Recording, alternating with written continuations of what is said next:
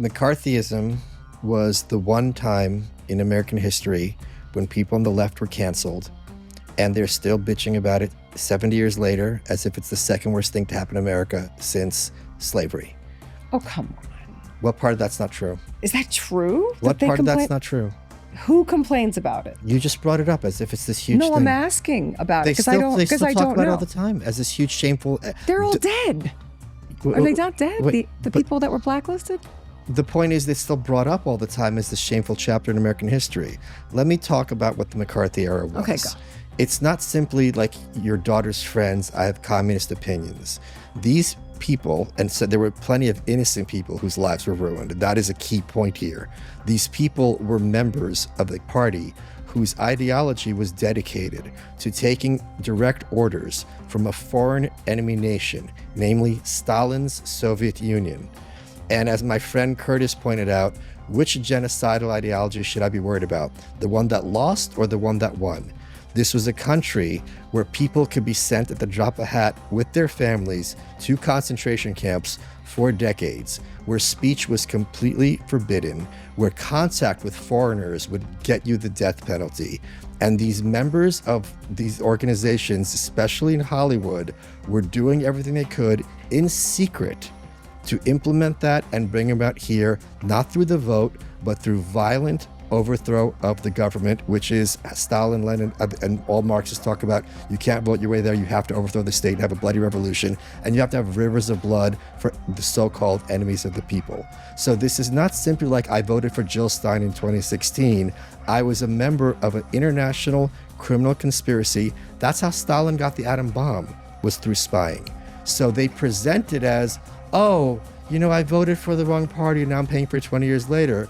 No, you were trying to overthrow the state in service to one of the absolute worst dictators who's ever lived, whose tenure was many years longer than what Hitler's was, who killed far more people than Hitler did. And you're acting the fact that you got caught as if somehow you didn't even know and you're an innocent angel. Fuck you.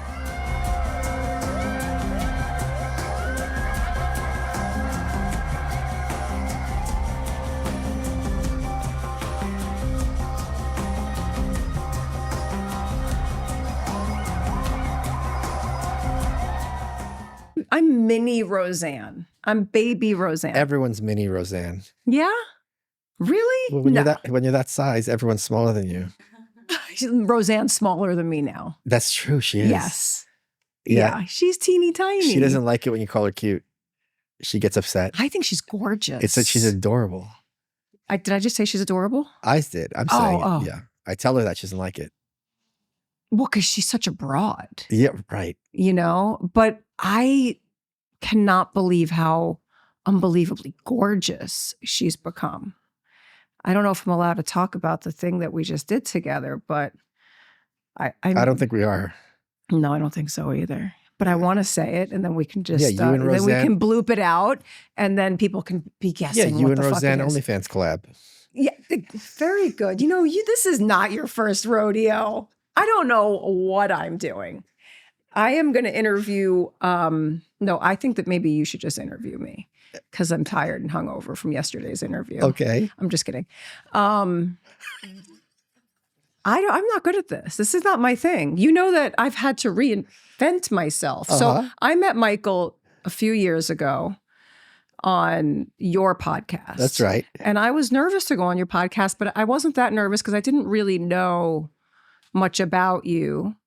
And then when I realized that I was on your podcast and you had written all these books, and I mean, you really are, I'm like a fish out of water in this new world that I've entered because of the whole political realm. Right. Although I might say that you are anti-politics. However, all you talk about is that's true. Politics. Right. Yeah. So when I did your podcast, I probably was absolutely ridiculous, but I think you disarmed me and you were talking about New York and the East Village. But for me to be sitting down and talking to you is like, it's like Adriana's talking to Michael Malice. Okay, yeah, really?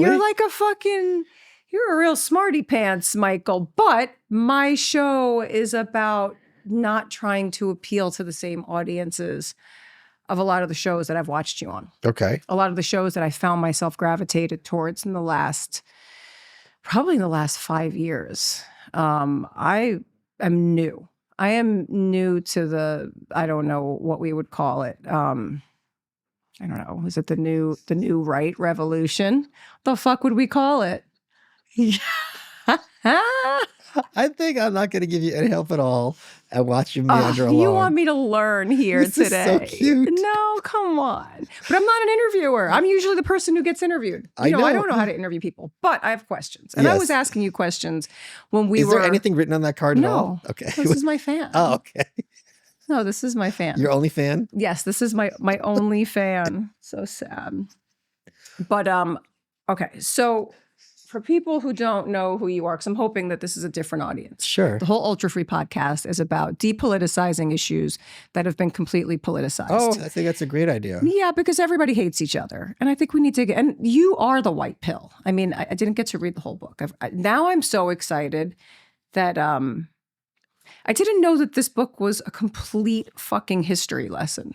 Yeah, okay. But in such a way that would make kids excited to learn history in school. So I think this needs to be a new history book in schools. I feel like this is the way to teach about all revolutions and all pieces of history that for someone my age to not have a full, clear view on half of the shit that we've all lived through, I think everyone is in this place right now where they don't understand what's going on. They don't understand what happened. We don't understand our past. So how the fuck are we going to deal with our present? And then how are we going to be able to walk into our future? So Ultra Free is about trying to demystify a few things. I mean, it's a t-shirt company. There's some t-shirts for you. I like your t-shirt. Can you please give a clear view of your t-shirt right now? How do that? Like this? It's very important that everybody see his fucking anarchist shirt over there. Yep. It says New York, save New York, mug a tourist. Okay, let's just go right in. Yeah. Let's just go right into New York. Yeah. You left there how long ago? 2021. Why did you leave? Because they were implementing the vaccine passports. And my family, myself, when I was a baby, came from the Soviet Union to America. Can I curse? Are you fucking kidding? And I said, I'm not doing this papers, please shit to eat at a restaurant. It's a wrap. You didn't want to be a barcode? I'm not showing you my ID to get a burger. Like it's done. And my friend Lauren had once said to me, why am I paying for my own oppression?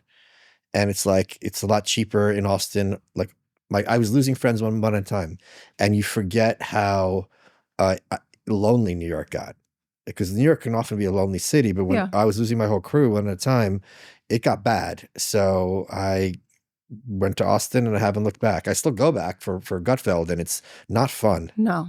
But wait, why would you be? I mean, you were always the same. It wasn't like you you became a different person. I suddenly got catapulted over the vaccine mandate. I got catapulted into a political ideology that was never even who I was. Right.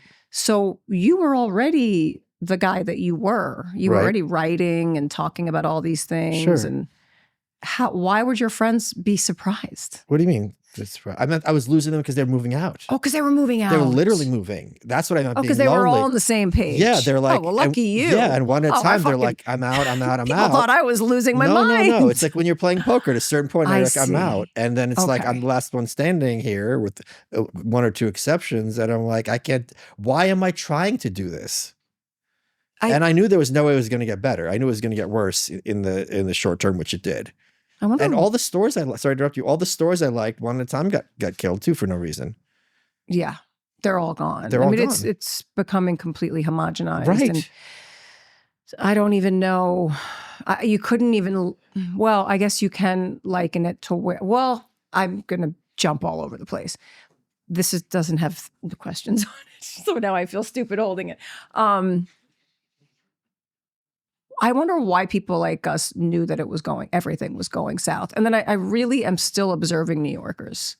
You grew up there. Yeah. How none of them saw the truth. we're fucking New Yorkers. It's a completely different beast. Yes. Like a really different beast. And I used to compare New York to Texas. I'd be like, we think we're the only city in the world, and they think they're the only state in the world. Right. I mean, I was just in Texas, and I actually was surprised that it was very much like California. From the way they spray the skies to the way everybody sort of thinks and acts. Like, it feels like new Cali. It feels like everybody left California and went there, and now they want to impose their belief system onto the Austinites. Yeah. I feel bad saying that because I know a lot of people that I love moved there too to escape this shit. Right. Okay. So you don't like going back to New York now. Why? Because it's like watching my dead kid getting raped. You know, I love what New York was. Does it feel unsafe? It's not feel unsafe. It's that like something I love is being desecrated on a daily basis. Like I still have a lifetime of memories. I still remember all the spots I used to like. I remember the energy. I remember the sense of hope and the sense of achievement. And if you make it there, it's kind of, you've done something no one else can. Do you think everyone's a zombie there? Don't you? Yes. My house burned down in 2015. Right. And then I stay at the Chelsea Hotel now. And I did that so my kids could walk around because I don't let them walk around here. And then I let them loose in Manhattan, and I was like, fuck this. Yeah. This is really bad news. That neighborhood in Chelsea is really bad. And now my girlfriend just sent me a video of people in line for free food at the new supermarket. Well, that was a kind of a spoof, right? I don't know. Oh, so Polymarket, I just learned about this today. Okay. Which is really? an Okay. online betting site. They opened up to screw with Mamdani a free supermarket. Get the fuck out of here. Yeah, I think it lasts for 2 weeks. That was the whole point. Yeah. So it wasn't that New York opened it. You think the government would be able to open in 6 weeks? It's going to take them a long time. Who are these people behind that? Polymarket. What is that? They're the online prediction market. Like you want to bet, is Kamala Harris going to be the next president? Someone just made a ton of money betting, an insider, bet a lot of money that we're going to strike Iran. So they're trying to figure out who gambled on this because someone I think cleared like 600,000 on the bet. Wow. So yeah, they're like the one. Is that fucked up or funny? I think it's funny, don't you? I think it's funny. Because it's not like you're taking money. Everything's funny now. But you're not taking money from poor people. You're betting. Other people are betting, and when you're betting on something like real life, you know that people are gonna have more information than you will. You know what I mean? This isn't like the stock market.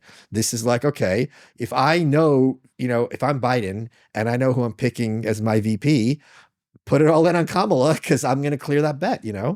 Wow.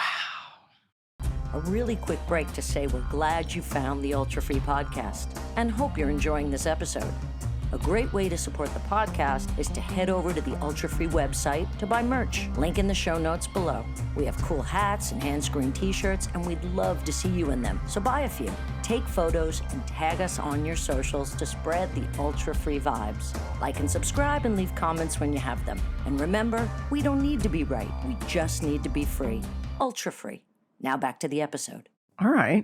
I mean, they're doing that now with the fucking weather, but they're modifying the weather, Right. That makes me mad. Sure. That's fucking infuriating. Well, what do you think about Mamdani then? He's not as bad as I was worried about. No, tell me. I thought day one, he's gonna whip it out, put on the table, and be like, "All right, like here we go. It's gonna be Mad Max," and he's shaking hands with Trump. He's talking about building. No. You make that face. If this is 2019 and any Democrat is shaking hands with Trump, their career's done. Gretchen Whitmer, governor of Michigan, was in the Oval Office not that long ago. She was covering her face with the folder to not be in the pictures. Do you not remember this? No. So he's playing a smart game. So that's why I'd much rather deal with someone who's a con man and just like a sociopath than someone who believes this stuff. Don't you? Wouldn't you rather deal with a hustler than someone who really believes this shit? That's interesting. Am I wrong? Well, I think they're all fucking hustlers at this point. No, some of them really believe it. Some of them, it's really like an ideological thing. You mean like the socialism? Yeah. So you don't think Mamdani believes it? You think he's just playing a fucking role to give the kids in New York? Because the kids are into it, man. He's not believing it as again, it's only been 6 weeks, so I could be made a fool Is of. it only 6 weeks? Or 10, it was January 1st, Feels right? like forever. 9 weeks. So I don't know. I could be made a fool of in a week or two because he's just getting warmed up. But we remember Trump day one had a ton of stuff to do. Biden day one had a ton of stuff to do. When the Republicans took over Congress for the first time in 40 years in 95, they had a ton of stuff to do. Day one, he gave that speech, all the conservatives were scared. And like, it's been a while, like, where's this big unearthing of things? Now, I don't trust him as far as I could throw him. But point being, I was really expecting day one to be like, all right, it's like lock the doors. Like it's the purge, Yeah. Well, I mean, if you start to, you're more I think you're more of a sensible, you have more of a sensible attack on politics than people like me. Okay. And Roseanne. Okay. To compare the two of us. Well, no, she might even be more sensible than me. I might be really out there in the stratosphere sometimes. Because for me, the whole political realm now it's like half completely absurd and theater. Sure. And I don't even know if it's worth paying attention to the details anymore. Sure. So I've kind of divorced myself. That's in the right. last 4 years, That's I right. was so invested. I knew who every fucking politician was. I never knew anything about politics before in my life. I didn't give a fuck. I cared about the Bushes slightly because I thought, this is weird. This doesn't feel good. But and then after 9/11, I like to go back and observe even where I was and what my mind frame was, and I was right there in it. I mean, we had a t-shirt company back then, and we were making t-shirts that were like "Kill Osama bin Laden." We were kids, and now I don't think I would ever get involved in any kind of t-shirt, even though we make t-shirts. That we're just very calm about it. Let's be ultra free.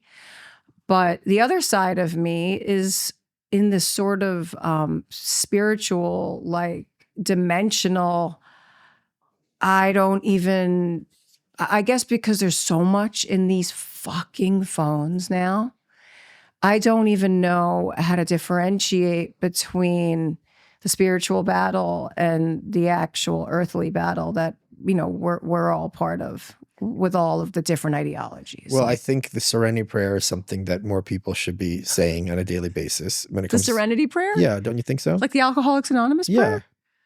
Yeah. God grant me the wisdom to accept the things I cannot change. And was it the pull it up? What is it? Can you pull it up? God grant me the serenity to accept the things I cannot change. The wisdom. It's the wisdom to know the difference. The courage. That's at the end. Fuck. The courage to change things I can, and the wisdom to know the difference. Yes. I was going to say, Robbie. We saw this during COVID, where every social media site had extremely useful information on how to keep everyone on their phone or on their TV screen 24/7. What's the latest news? And you're always also kept in a state of constant agitation. Either you bought the COVID narrative and you're freaking out about people dying and not taking the vax, or you won't take the vax and you're freaking out about look how crazy everyone else is being. When COVID went away, that data didn't go away. Those techniques didn't get away. So now all those social media, Mark Zuckerberg's job is to keep you on Facebook as much as he can. And the way to keep you on Facebook as much as possible isn't to show you puppy videos. It's to keep you upset and agitated. So all of social media is designed to keep you on your screen, not leaving the house, but also on 11. If ever there's a problem on social media, it's not just a problem, it's a crisis. And it's not just a crisis, it's existential threat to America or the world. Nothing's just like, you know what, this really sucks. Like I can't make rent this month, but next month it'll be, nope, I'm about to be evicted. Everything has to be 11. And when you realize that, you realize how insane by design it's making everybody. People are enraged. I thought that when I point this out, people will be like, holy crap, you're right.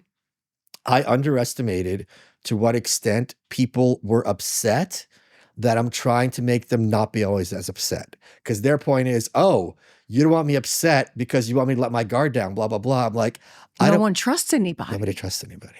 And you are the white pill. As fucking, as trolly as you can be, I know that you're labeled you can, and you are fucking very sarcastic and biting, but funny, but you are, and I didn't know this until I hung out with you in Austin.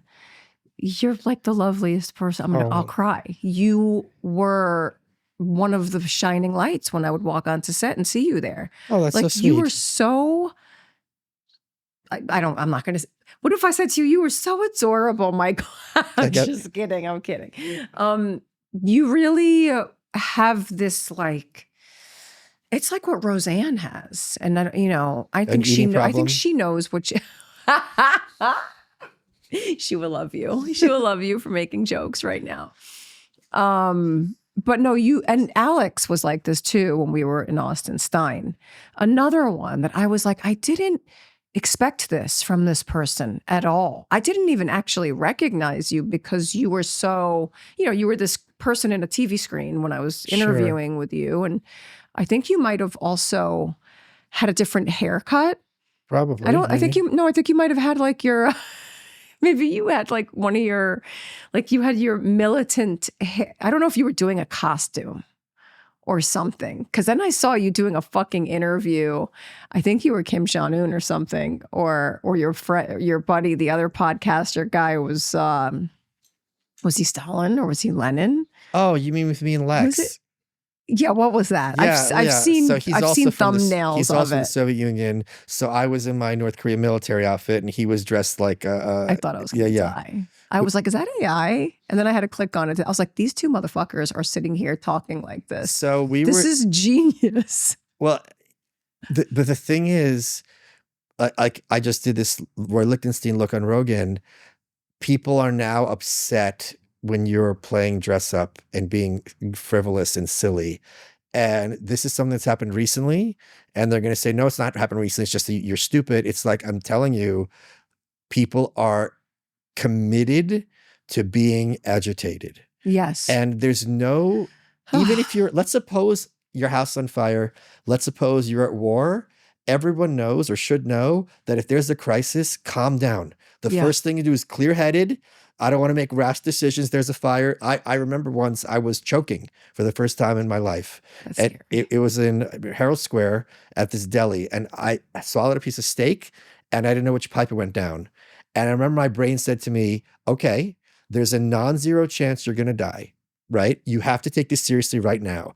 And it's because you're like, I don't know if I should push or pull. And I told the story on Rogan, there was a table of tourists in the like 50s, I think Italian or something. And I went up to them and I did the universal sign of choke. I'm joking. No expression. To the Italians. But they had no reaction. And I'm like, at the very least, the crazy person is standing over you doing this. So at least be scared. And then I forced it up and it was fine. Did you spit on the Italians? No, I did not. I would never do that, such a thing. But I mean, they didn't care. They were like, let him fucking die. Let him fucking die. But I was proud that I knew to be calm and not to freak out. But I had been naive in thinking people want an excuse to not be freaked out, and they don't. They're happier there than being calm. I don't feel that way. I mean, except for anxiety that I might have about stuff that's happening. But this whole world of chaos right now, it's easy to get sucked into it for sure. Back to you being the fucking white pill. You are. I mean, you mean fentanyl? Yeah. I mean, you're just you're hopeful. Yes, I'm very hopeful. And I think a lot of people are really committed right now to the fucking book of Revelations. Yeah. I mean, it's become like, even when the election was over. 2024, you mean? Yeah. Yeah. Okay. Because I voted for Biden and then I voted for Trump. I tried it twice. Now I'm back to I'll never vote again because I'd never voted before. Okay. You're singing my song. Yes. I'm right here with you. Although I do want to learn more about your anarchism, because my daughter will talk about, she had these nail symbols on her nails. She's 18. You met her. And I was like, what the fuck is that? And she goes, oh, these are the symbols for, she's like, I am not an anarchist or anything, but these are the signs for anarcho-pacifism. Oh God. And gay. Gay? Anarcho-pacifism. Do you know what that is? I asked her to leave me a message today telling me what it is. And she explains it. She doesn't believe in any of this stuff. She is a poser? No. Well, she's wearing symbols she doesn't believe. She's a poser. No, but she always has different symbols on her nails. Okay. Always has different symbols. And she's just she's not an anarchist. Okay. She's not anything. She's She is learning. Okay. She's in the process of just consuming so much information, almost too much information. Okay. But at 18 now, I'm hoping that she can parse it out. And she's also she's in 2 bands. She's going to animation school. Well, but during COVID, when they got to sit there and try to understand, like certain things were happening on the news, like Don Lemon's telling all actors and celebrities that if they are not speaking out against whatever the fuck was happening on the news at that time, that they were racists. Yeah, so now right. my mother's like, my daughter, who's like my mother, she's like, am I a racist? That really happened to you? Oh yeah, that was really happening during Holy that time. fuck. And all her little dolls were black, and all her friends were either Hispanic or black. So I was like, how do I answer these questions? And now I'm homeschooling. Oh, hell yeah. And now I'm like, because we had no fucking choice. But when the kids went back to school, the whole education system changed. Yeah. It completely fucking changed overnight. And I don't know if it had been a slow progression of getting there, like of teaching kids to despise themselves. I think that had been happening for a long time. Teaching certain kids. I think that there's just been an underlying nihilism in the education system for fucking years. I mean, yeah, but I think everything got really exacerbated. And I don't know if it was because the oligarchs finally got the technology that they could use to implement all the fucking crazy things. And maybe I sound like a conspiracy theorist, but I sort of believe that's how things played out. But the kids, all of a sudden, and this is what I wanted to ask you to talk about, because I do hope that I appeal to some teenage kids, because my daughter has teenage friends. They love me. I might be a loudmouth and crazy and whatever, but the kids do love me. And they're all being brainwashed into 10,000 different ideologies. Some of them are split down the middle of full socialism, communism, and thinking that this is the way. Other kids are now, because of what's been happening in Palestine and Iran and like just all of this stuff, now we're getting a wave of anti-Semitism. And all of these kids are divided. Forget about the adults being divided. We're going to figure something out, or we're not, and we're going to just fucking die because we're not that old. We're not going to be here forever. Right. But what are we leaving these kids that can't differentiate? And this thing just spews information all day. We don't know what's real. That's right.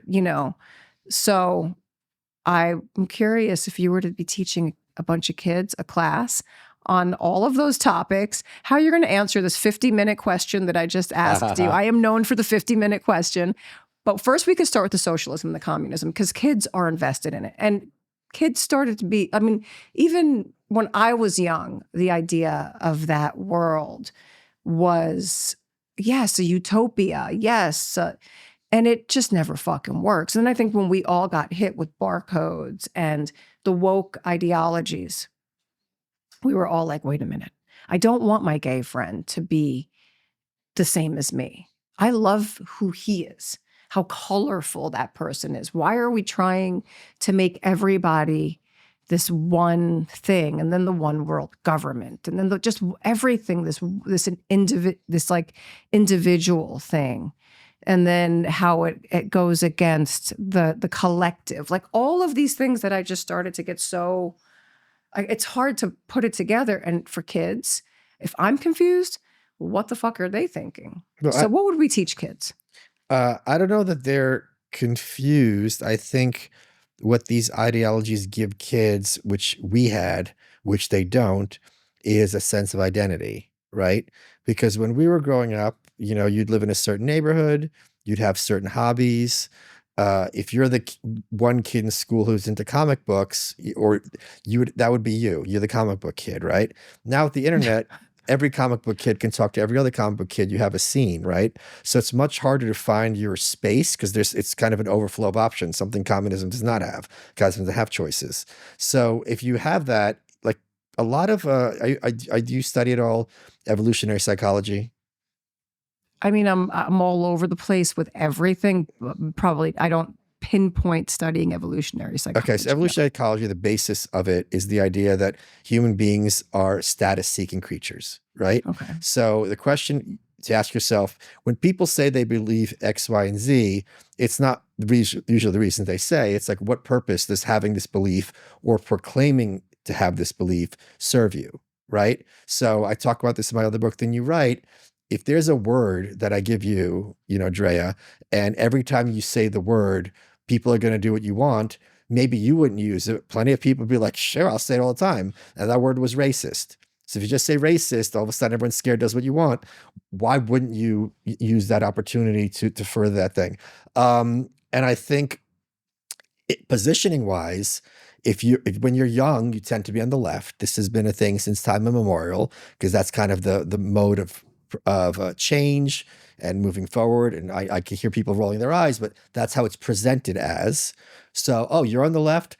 I'm even more on the left. I'm a 10. I'm a communist. I'm on the left. Right, sure. But then you're not as much as a communist, right? So they win, positioning wise. So it's just like, there's one thing when you're a kid where, you listen to the Smiths and then you're the full-blown goth, person or whatever. So who knows how much you're going to stick in it. I had a friend whose mom was a full-blown communist, member of the Spartacus League.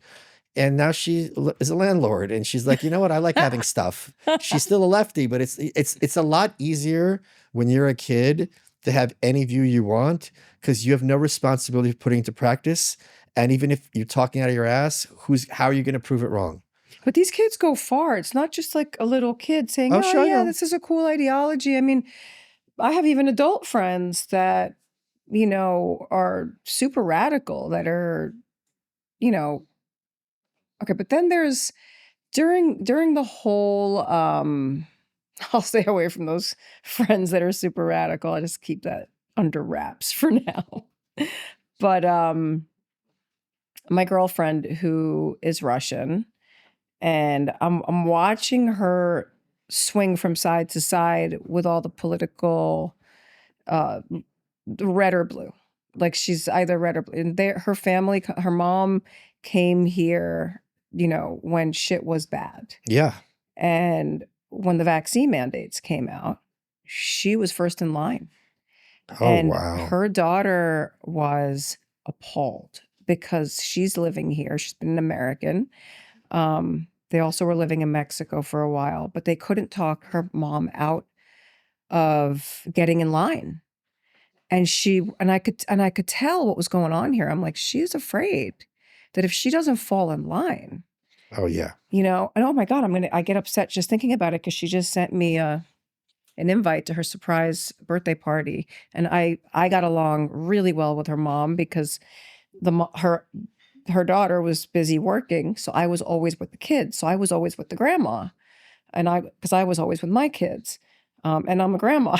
I'm not a grandma, but so I was always with Svetlana. I'm going to give her a shout out right now. But she got sicker and sicker from the vaccines. And I'm like, at what cost? And this woman was like the epitome of freedom when I would be with her all the time. She was smoking her cigarettes and telling me about the stories of, she was an artist. She's a painter, and really could express herself through the arts and loves the arts. And it was like watching a train wreck, watching every fucking liberal.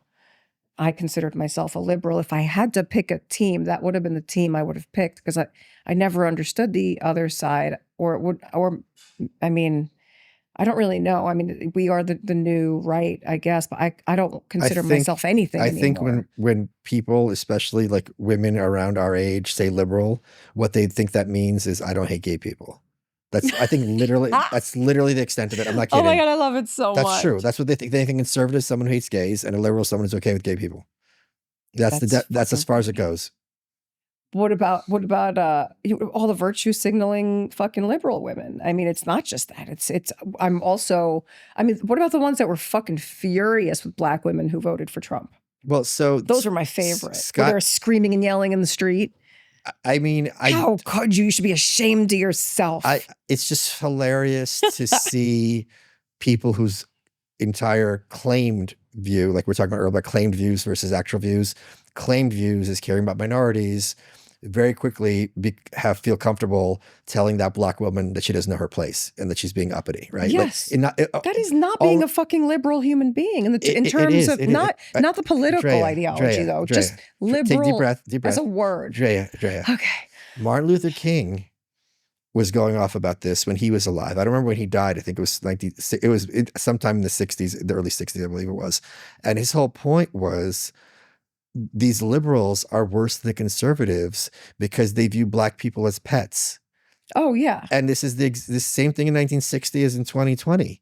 It's like, how dare, it's not even, it would make sense to me if I'm a lefty and I think Trump is flat out racist and I can, in my head, oh, he said the phrase very fine people, blah, blah, blah, right? I have my excuses in my head. Mm-hmm. You could understand why you'd sit down with a black person and completely confused because in your framework, it doesn't make sense.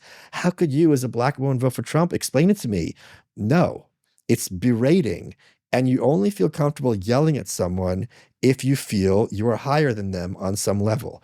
You can't yell at you. Or do you really feel that? Or are you feeling like you have no basis, like you have no foundation? What do you mean? When you're in a position of, talking down to, when those liberal, to me at this point, it just felt like mania. It doesn't even feel like I hate myself. I yell at people because what I'm saying is that they're going to ask that black woman, why is she voting for? They're not confused. They know they're up here. That person's there. This gives them an excuse to validate their higher status by berating them. You don't yell at your boss. Yes, I see. Well, yeah, I felt like even the whole gay community they were major pawns. Sure. For this administration. I was like, they're never going to... this administration or Biden? The last. Yeah, okay. Yeah, I was like, this is never...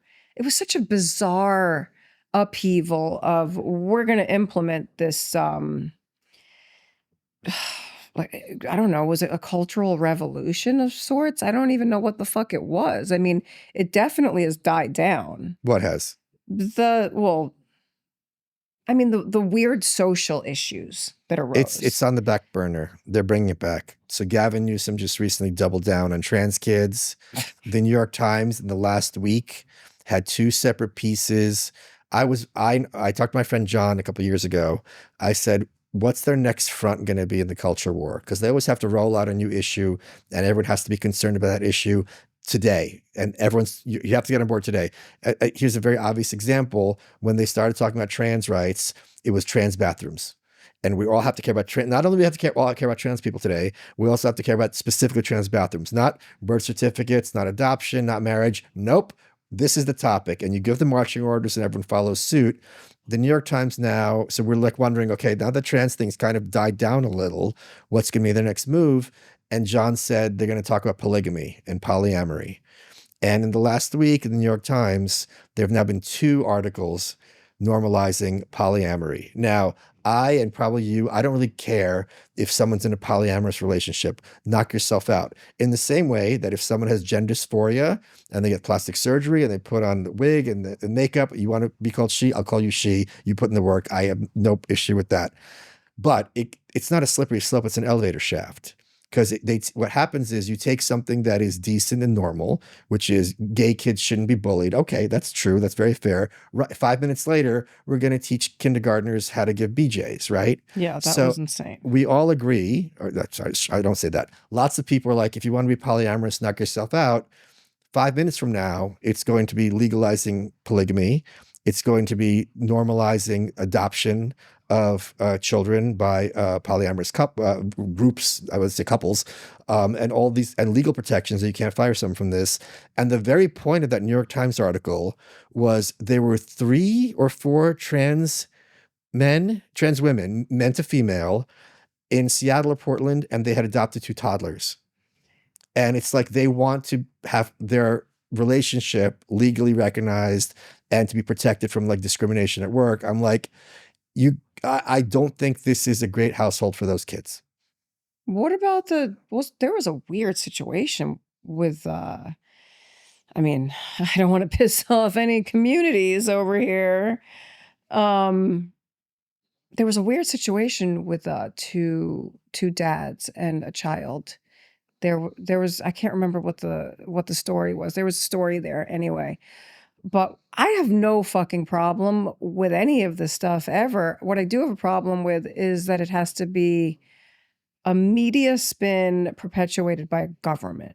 Right. And that to me is like, what is the fucking, like, and everything that happens, that has happened in the last 4 years, 5 years, and now looking back all the way deep into history, all I want to know is what's the play here?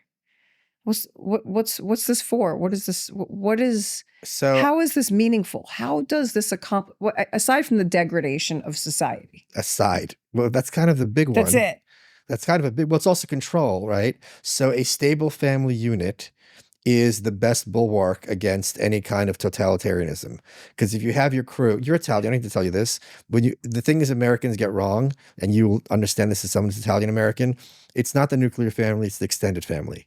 You want there to be lots of uncles and aunts and cousins, because if mom's an alcoholic, if dad's abusive, you got lots of backup. You go to grandma's house, aunt can take you in. Like, it's really kind of this. I mean, the Italians were usually not addicts and things, but it happens. But it happens. But you have that safety. There's a safety net. Yeah. Meaning, no, that kid is going to have a lot of options. If things are bad at home, I'm going to be taken care of by people who actually care, who have blood kin, instead of just, mom and dad and the kids in the suburbs, which can be a very isolating thing. But if you take that away, these people are then vulnerable, because who am I? That sense of identity. And then you're recruited to the powers that be. So it's how do you even differentiate and try to explain to kids today? I mean, I am so crystal clear with my kids that I think we all need to stay in the same community. Sure. I don't think that we should move away from each other anymore. I don't think sending your kid to college anymore is the move. But then I sort of feel a little guilty about it, because I'm like, my kid needs to learn how to be independent and learn how. But then again, I have a problem with school systems. I don't believe in it anymore. I believe in it if you want to become a scientist. Doctor. Yeah. But even still with those, with all of those schools, I still think that there's something to be said. Now I'm spitting everywhere. There's something to be said for learning about preventative medicine. All these doctors, like, I won't go in a fucking doctor's office unless I break a bone. I'm afraid. I've become completely afraid of all the institutions now, which is sad. Like, we have no trust. We're back to the trust thing. But yeah, I don't know. Is there a question? Oh my God, I fucking blanked. I blanked because I drank last night with the crazy Ariel. Okay. How do we deal? This cannot be edited out. You have to leave that in. This is my favorite part. Oh my God, I'll kill you. You should be interviewing me because you're the professional. I'm not supposed to be doing this. I have had to fucking reinvent myself because I am considered a white nationalist. Did they really say that? Oh, well, when the whole vaccine mandate thing happened. Yeah, I mean, that was it. I mean, and Robbie too, when he left his band. I mean, he left his band over other issues, but then they all went on Reddit, his own band, and they started calling him a white nationalist because we had guns on our merch. What? Yeah, because our whole thing was about protect yourself. I mean, we were looking at all the fucking hype on the phones during the COVID thing, and people, videos of police coming to your house over the vaccines, and all of the videos from China, and then you're watching the videos from Canada of all of the there were people going to the Canadians' homes if they were even supplying food to the people in the truckers' convoy. Yeah. So we were like, shit, that can't happen to us. We're not getting that fucking vaccine. I knew there was something. I knew that one family member would take a fall. Thank God a lot of people are okay, but a lot of people are not okay. And that was another reason why we started the podcast. I was dealing with this kid, this young girl who's jumping out of airplanes. Her name is Lindy Ayers. So we're still trying to get her more help for her injury, but she, they've just turned their backs. Wait, what happened to her? She was in the military and she was mandated to take the vaccines. Okay. And by the time when she took the second one, she's like, I really don't want to do this. When you just know in your heart of hearts, some innate feeling, which I feel like this society has been trying to pull us away from trusting any innate feelings we have about anything, because they don't want us to remember who we are. But this kid took it, and within weeks, she couldn't walk. Oh my God. And this is a lot of kids. So I've been talking to some of them, and yeah, so it felt like we were headed towards some weird sort of dictatorship, like it was so authoritarian feeling. And I know that's your specialty, Mr. Malice, being that you would never want to see your world go back to that, to see this world end up there. I mean, do you, because you are the white pill, again, you are hopeful. I personally think, as much as I bought into all the doom and gloom, now that because when you're first getting bombarded with all the information, we feel like we're headed towards a complete fucking train wreck, and the anxiety's running high, and we're losing our fucking minds. And, another reason why we started the podcast was when some of our friends were first figuring out what was going on in the world and just waking up, they were freaking out. Oh yeah, of course. Like the fucking anxiety, and then being hooked on more of it. It became like what we were talking about, like an adrenaline rush. And now I'm just like, you got to disconnect from it. Yeah.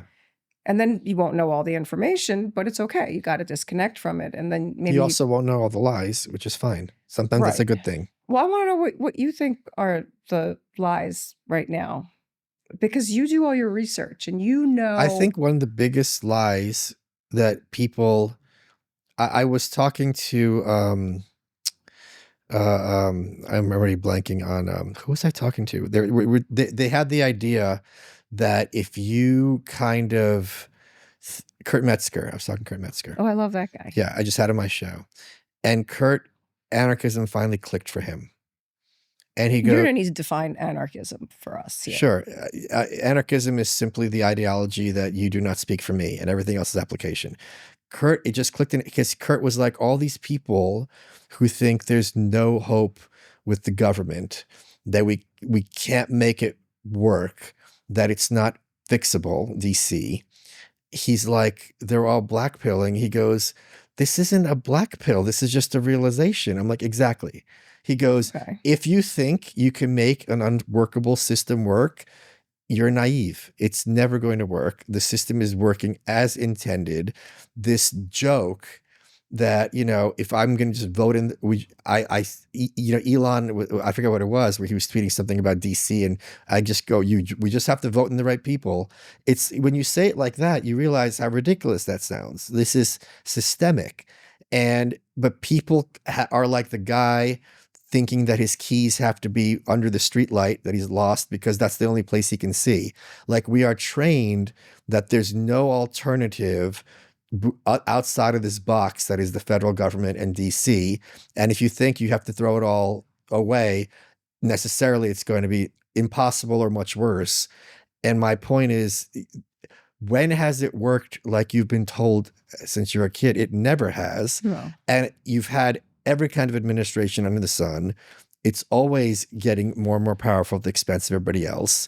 At a certain point, you have to realize, why am I busting my ass to make this system work where I'm getting screwed and these people who I hate are benefiting? It makes no sense. But then what do we do when they attack us? Like with COVID, or, 9/11 was not like COVID, but it was, it was still, it was the end of, those are different days. Freedom, completely different things. Right. So 9/11, there's nothing. Were you in New York during 9/11? Yeah, I watched. Oh, wow. Okay. I was there. I was in Brooklyn. Point being, There's nothing you or I could have done. No. Obviously, that day is certainly something you could do.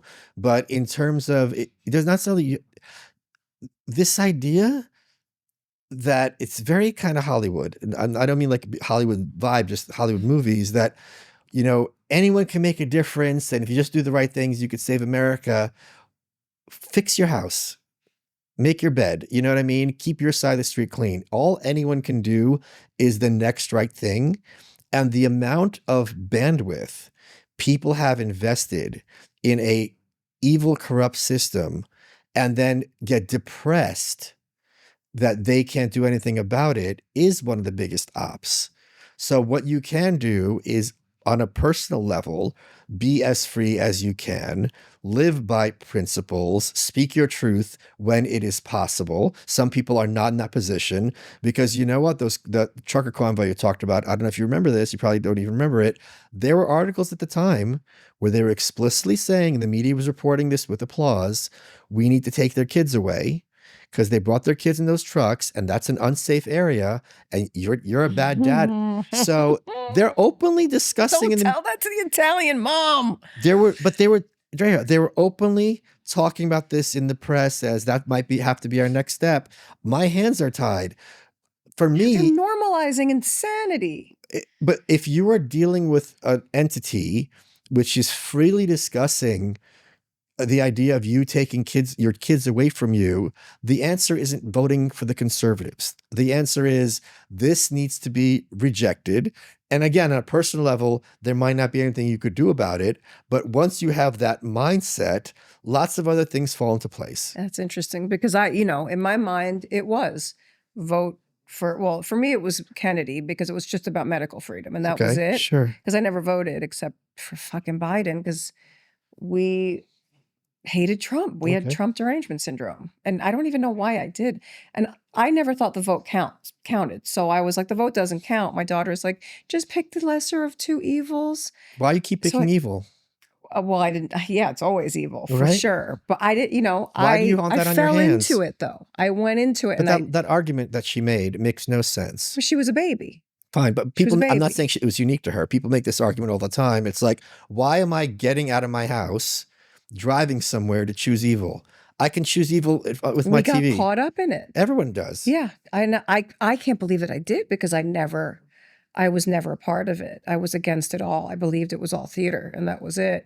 And then all of a sudden, I was hypnotized into it. So my question during that whole time is, what fucking shifted? I mean, I think COVID was huge. For a lot of people. I mean, I was afraid. I was losing my house. Yeah, of course. That's no joke. That was a big fucking deal. I couldn't work anymore. I couldn't act. I couldn't be a part of Hollywood, which brings me to another fucking communist question I have to ask you. Like, you're the godfather of fucking communism over here. Only because I used to throw around the McCarthyism word all the fucking time. Oh my God. No. Well, Drea, I have so much respect for you. Well, because my mom's a playwright. Okay, my mom was a playwright. She wrote a script about 1950s Harlem. Harlem? Yeah, 1950s okay, cool. Harlem. Yeah. And her grandmother was the only abortionist in 1950s Harlem. Okay. She was really a midwife. Sure. She was delivering babies, but she was also taking care of young girls that were fucking using hangers. Yeah. She ended up becoming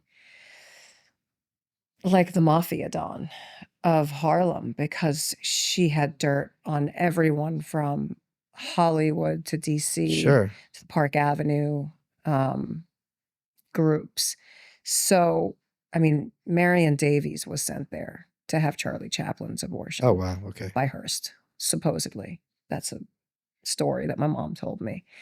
They had to send Joan Crawford to Molly the Jew, who was in the script. She's a Holocaust survivor, and my mom, when she describes her, has her numbers on her body and stuff. So they ran this whole thing out of Harlem. But when we were selling it, and HBO bought it immediately right after I got off The Sopranos, because they needed a new show to kind of replace that. They ended up doing Boardwalk Empire and giving us our show back. nobody was going to make a show about an abortionist. The show wasn't about abortion. It was about a woman who happened to give abortions. Yeah, she's a hustler. She was really, it's funny, the little girl in the character, who's my mom, she calls her in class, the little girl's making fun of my mom in class and goes, my daddy says your mom's an abolitionist. And the little girl's like, she doesn't know what she's talking about. She meant to say abortionist. Right, sure. But I guess in many ways she was considered an abolitionist. And the whole script, my mom was a beautiful fucking writer. She was incredible. She would love you. My mother would have loved you, Michael. That's good to hear. She was an amazing writer. And she taught playwriting at HB Studios for years. So, and that brings me to the McCarthy thing too. She was Herbert Berghoff's protege. Okay. And Uta Hagen was married to Herbert Berghoff. They were both blackballed or blacklisted. Blacklisted. Blacklisted. I was calling myself blackballed because I like to talk about balls. But she would always reference that during that time. And when we were selling the script and the treatment, she was talking about the hypocrisy of the McCarthy era during that time in the treatment. And I'm trying to remember exactly what it was she was saying, but all I could remember during COVID was, what exact, because I don't think people have the right history on what what we would call the McCarthy era or McCarthyism would be. But we were using it in reference to just ongoing hypocrisy on the TV. The way they were just introducing television for the first time in the 50s and the commercials and the halcyon wives. And it was just a very, everything was happening that's happening now. We talk about that being the age of innocence, like Take Me Back, but everything was fucking corrupt and nothing was what it seemed. The show was called 119 Pleasant Avenue. But there was nothing pleasant going on. There were all these subcultures happening, and that's what we were really looking at in her script. It was a revolving door of these people's stories coming in. Yes, they were coming in to either carry out these pregnancies in private or have abortions, but and it meant a lot more than just pro-life, pro-choice, like all of this stuff. But and there's no opinion about it in the show. It's just what this woman did for a living. Yeah. And everything sort of hangs off of that. But that was always a huge theme for some reason when we would write this treatment. And then when COVID came around and I'm like, wow, so if we were communist in Hollywood, we'd be okay. Right. But if Uta was a communist in the theater world, she'd get blacklisted. But was it not actually that? Was it something else in Hollywood? Because even like Ayn Rand writing at that time about socialism, about communism, and people not wanting to even go near that. McCarthyism was the one time in American history when people on the left were canceled, and they're still bitching about it 70 years later as if it's the second worst thing to happen in America since slavery. Oh, come on. What part of that's not true? Is that true? What part of that's not true? Who complains about it? You just brought it up as if it's this huge thing. No, I'm asking about it because I don't talk about know. it all the time as this huge shameful. They're all dead. Are they not dead? The people that were blacklisted? The point is, it's still brought up all the time as this shameful chapter in American history. Let me talk about what the McCarthy era was. Okay, go. It's not simply like your daughter's friends, I have communist opinions. These people, and so there were plenty of innocent people whose lives were ruined. That is a key point here. These people were members of the party whose ideology was dedicated to taking direct orders from a foreign enemy nation, namely Stalin's Soviet Union, And as my friend Curtis pointed out, which genocidal ideology should I be worried about? The one that lost or the one that won? This was a country where people could be sent at the drop of a hat with their families to concentration camps for decades, where speech was completely forbidden, where contact with foreigners would get you the death penalty. And these members of these organizations, especially in Hollywood, were doing everything they could in secret to implement that and bring about here, not through the vote, but through violent overthrow of the government, which is Stalin, Lenin, and all Marxists talk about. You can't vote your way there. You have to overthrow the state and have a bloody revolution. And you have to have rivers of blood for the so-called enemies of the people. So this is not simply like I voted for Jill Stein in 2016. I was a member of an international criminal conspiracy. That's how Stalin got the atom bomb, was through spying. So they present it as, oh, you know, I voted for the wrong party and now I'm paying for it 20 years later. No, you were trying to overthrow the state in service to one of the absolute worst dictators who's ever lived, whose tenure was many years longer than what Hitler's was, who killed far more people than Hitler did. And you're acting the fact that you got caught as if somehow you didn't even know and you're an innocent angel. Fuck you. Okay, wait. Who are the players then? What do you mean, who are the players? Who were the people at that time in Hollywood there's a book called Hollywood Red Party. I want everyone who's listening to this pretend I'm talking out of my ass, go read that book. The point being, they had a system to get communist ideas through the media under people's noses. They're not going to have movies that say Stalin is great, because that would be too on the nose. But communist ideas aren't about an individual. It's about attacks on business. It's about love of the collector over the individual. There's a whole plethora of things that they kept slipping into various different movies. So you would have it in every department, and they look out for each other. So it was this whole systemic. Reagan, who was the first union president to later become president of the United States, was president of the Screen Actors Guild. And one of the things that got him radicalized, in a sense, he was giving a speech denouncing fascism and everyone applauded. And then when he denounced communism, everyone sat in their hands. He's like, oh shit, what the hell's going on here? So again, if you have people whose loyalty is to the overthrowing America for the sake of a brutal dictator, you can't treat them as if like, oh, it's just a difference of opinion. But were these fucking, like, listen. No, you listen. The idea of a communist life, to me, I was very angry. I was very fucking, I got progressively more and more angry during the whole COVID era, because that's where it seemed like they wanted to take us. That's what it felt like to me. I don't know. And I don't come, and you know, I have Russian friends, and I would argue a lot about Svetlana, the old lady, about my friends that were Russian. I was like, and all my Armenian friends too. I was like, they're all Trump supporters. You know what I mean? Because they're like, we're not going down that fucking road. Right. Although I don't know who's going to be I don't know if he's the Trojan horse. I don't know if he's going to take us down that road. Who the fuck knows? Who knows if we're even going down that road? I don't really know. We are. But you're not, Did you just say we are? Yeah, but you're never going I want you to talk. You're never going to vote your way into communism. That's never happened. It's always, the conservatives say socialism always leads to communism. That's not true. That's never happened. The only time it's ever happened was Venezuela. So all these countries that became socialized, like Britain post-World War II, the Scandinavian nations to some extent, they all at a certain point pulled back. And often it was the leftist parties, because they're like, okay, things have gotten out of control. So this conservative fear that if you keep voting, it's going to end up in communism has never happened. That's not a thing. So what do we do? Who's we? All of us. I don't do what you want. What do you mean? What am I to tell you what to do? But what is the solution then to any of this? Well, you're asking an anarchist what the solution is? I'm not allowed to say on air. Yes, you are. No, I'm not. I cannot publicly say it. Well, oh, you can't? Yes, I'll tell you off. People can read between the lines. While you sit against that big American flag. Yeah, the greatest flag in the world.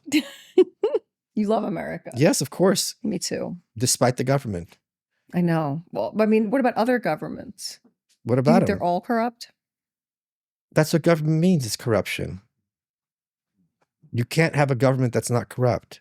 I agree. Because why would you, as a politician, put your family through that unless you got something wrong with you? Well, if you can't say what a solution would be, then I guess the only solution is for people to stick together and to not involve themselves too heavily in the lunacy of it all. Well, I don't know. Sure, we can go with that. But there's going to be more shit put upon us. Right. And all the history in the world. I mean, I feel like I'm in a mad race to try to learn all of the things that I turned my back on in the last fucking 54 years. Sure, really, sure. Because I was living in a bubble and I felt like, my life was unaffected. I was affected by personal stuff in my life. We're all focused on ourselves. I never thought that I would be concerned with, as a kid, I was always like, I wish I had enough money to take care of this organization and that organization, and I'd like to help here and there. I never really made that kind of money, so I never felt that I could make much of a difference. And I have a lot of friends writing me now with this whole Epstein debacle. Sure. People are freaked out, Sure. and rightly so. We should be freaked out. Sure. But, and I was being Vanessa was like, you got to cover it. You got to do a thing. Me, I have to cover something. I don't know how to interview anybody. Look at me. But she's like, you got to talk about it. And I'm like, I don't know what to fucking talk about here. We all of us in our weird semi-awake group, we all knew this was happening. We didn't know the logistics of it, but we all knew it was happening. Nobody gave a fuck when we were talking about it 4 years ago.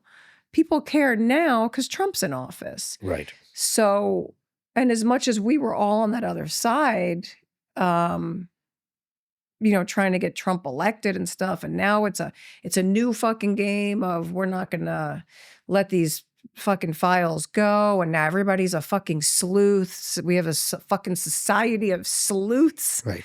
I feel like a fucking sleuth, not about the Epstein files, but I'm more interested in history, and I guess how it continues to repeat itself over and over again. And you are an amazing historian, and you're great at clocking stuff. So, like I said, you should be teaching the classes on socialism and communism to these kids so that they don't think that this is some,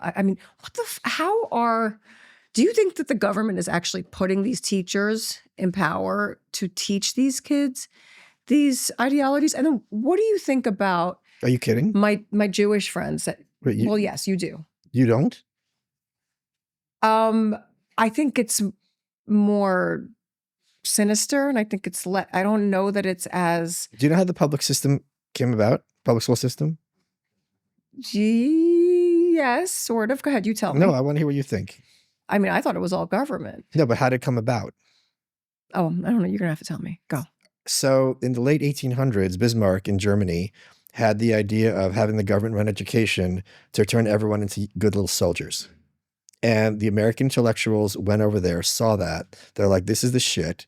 So the whole point of public education— was that far back? Yeah, this has been going on for a minute, was to make sure everyone is socialized into being a good, obedient cog in the machine. If I'm designing a system from scratch, Drea, I'm sure there's no question, there's dozens of things you can run the table on me and dozens of things I can run the table on you. Our talents are different.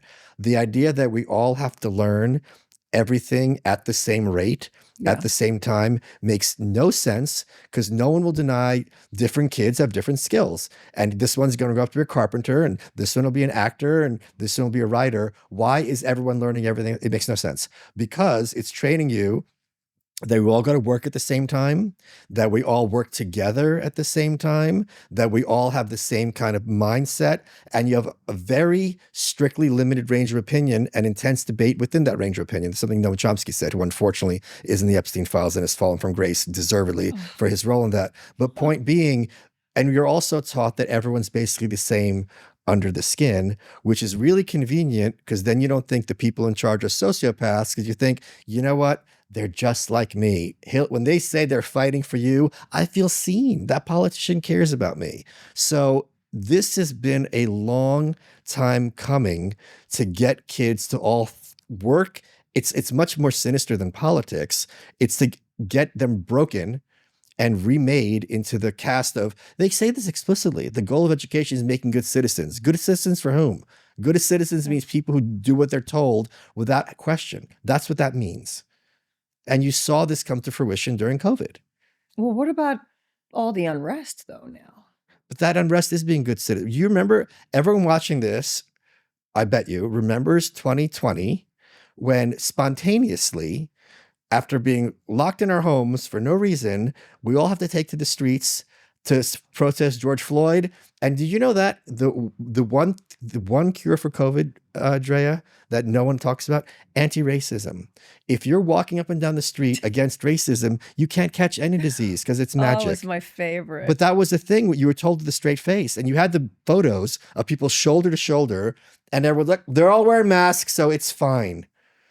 Being a good those protests were the incentives were there because if you remember CrossFit, which is the gay workout organization, the head of CrossFit said, we're a gay workout organization. I'm not going to have a black square on our Instagram. He got fired because all the pressure being a good citizen wasn't being quiet. It was being unruly and marching in the streets. Do you know how bad I didn't want to put that fucking black box up on my Instagram? I did. Did you do it? Oh, I did. I did 3 of them. I made a fucking line. I was like, how do I make this fucking something else? Right. I don't know. I think I since took it down. But I remember sitting here watching the television, and it reminded me, and I always fucking reference the story of my ex's music video that I directed with him. It's called Summer of Rage, and it was about mass vaccinations. That was in 2010. Yeah. And, 2010? Yeah, 2010, the music video. Okay. You got to see it. Okay. It's so fucking creepy. It's poorly filmed because I filmed it really, really fast because we had to get on an airplane. I just wanted the footage. But it was my daughter getting locked in the house and looking for her parents. And she's in her crib and the TV's in her room, and it's a clown that's like, good morning, wake up, it's time for your Cheerios. And then she gets out of the bed by herself on little steps, like from her crib, and she goes to her bedroom, my bedroom, and the TV screen has a big X on the TV screen of me and her dad. They're gone. So she now has to take care of herself, and she's this big. And the video is of her sitting right here, and she's playing with her blocks, and she's flying planes into the World Trade Center. And then she tries to leave the house through that door. And then the TV screen like has huge letters on it. Stop, don't go anywhere. Look what I can do. The whole TV explodes, and with a bomb on, from a car. And then at the end of the video, she's in the bath. The TV's giving her a bath, and now the TV's falling in the tub with her. Right. And it's, I think it's Eisenhower's farewell speech at the end, and she's screaming in the bathtub. I mean, that's basically, and Stephen King narrated it. Oh, wow. Narrated the album because Bush was in office. Right. But there was nothing different about what was going on when Biden was in office. It was just absurd. Like there was like this essence of, is this really happening? This is so ridiculous that it feels like fucking nonstop jokes. All of the social ideologies, all the cultural stuff, it all felt like jokes. Right. But it's serious because these are people's lives. Like people are really like, and then you have people that are not affected at all. Like, who are they? Who are these people that don't think about it? Are they actually the ones that are awake? Are the ones that are not thinking about when they're like, I can't make a difference. I don't care. There's nothing I can do to fucking change the way the world is. We're all going to fucking crash and burn. Right. Who has more sense? Someone who's like, at this point, I might just be a useful idiot who's, trying to help my friends or trying to help people try to understand what's coming, what's happening. I've had a little bit of foresight, like, don't do this. Don't listen to them when they tell you to take this fucking vaccine, or who cares about your job? we're definitely being sort of separated right now Sure. into, I don't know, are we brave? Are the other people weak? Like, I don't understand anymore what the fucking way forward is with all of it. Well- Because, I mean, people hate Trump. Okay. Everybody can agree on the fact that even the people who voted for him now hate Trump. Everybody's that's invested not in true at all. hating it. Well, some. Some. A lot. I hear it. Oh, fucking day. For me, at this point, I'm like, listen, you could have picked between two comedians. And I picked the comedian that I'd rather watch tell jokes. Yeah, but look what's and I happening think in we're England. buying more time. Look what's happening in England Yes. and in Canada. So if he didn't come in, that border would be wide open, and then you'd have amnesty for all those people. But then we have the other issues, like the whole tech stuff and the biometrics. That's right. And, That's my point about you're not voting your way out of it, because it's in many ways, DC does awful things and it's a huge problem, but it's also, misdirection when the magician's doing this thing with this napkin here and picking your pocket with the other. Well, that's happening right now Right. with all these mergers. And also AI is something that people need to be concerned about. Yes. There's, my daughter, when I talk about AI, no matter what, if I tell her I'm using it for anything, she starts crying. I mean, it's like a visceral reaction. She Really? loses it. In what sense? Well, she's an artist. I mean, she's a musician. Sure. She's really beautiful. I have to show you her brother's Karamazov. You showed me her. Is she the one who does makeup? Yes. Oh yeah, you showed Oh me. yeah. But she's really, I mean, the makeup is not her thing. Her real, like, she's Okay. going to animation school. But yeah, if you That's talk kind of about, funny to go to animation school. well, she's really a musician. No, but I'm like, saying you is need like to no do matter what you something. learn in 2026 in animation school, It's not going to matter. by 2030, it's going to be a completely different system. I know. Like right now, if you upload a photo to Grok AI, Grok Imagine, it animates the photo instantly for I you. know. Did you know that? And it Well, also tells I you, have an AI twin. I know everything about it. what do you mean? Oh, I got an AI twin. What does that mean? I just signed up to do it all because I'm like, fuck it, someone else is going to own my likeness. Oh, so you I licensed? might as well have my own. Oh, that's so cool. Okay. Yeah, she's half Adriana, half Drea Matteo. So she's So it's going like Adriana's talking about politics all day. holy shit. It's gonna be so stupid. She's going to kill you and wear your skin. She's it's like it's not like OnlyFans. It's like because I don't do like racy OnlyFans really, but that was my protest. That was my protest art, was the OnlyFans thing.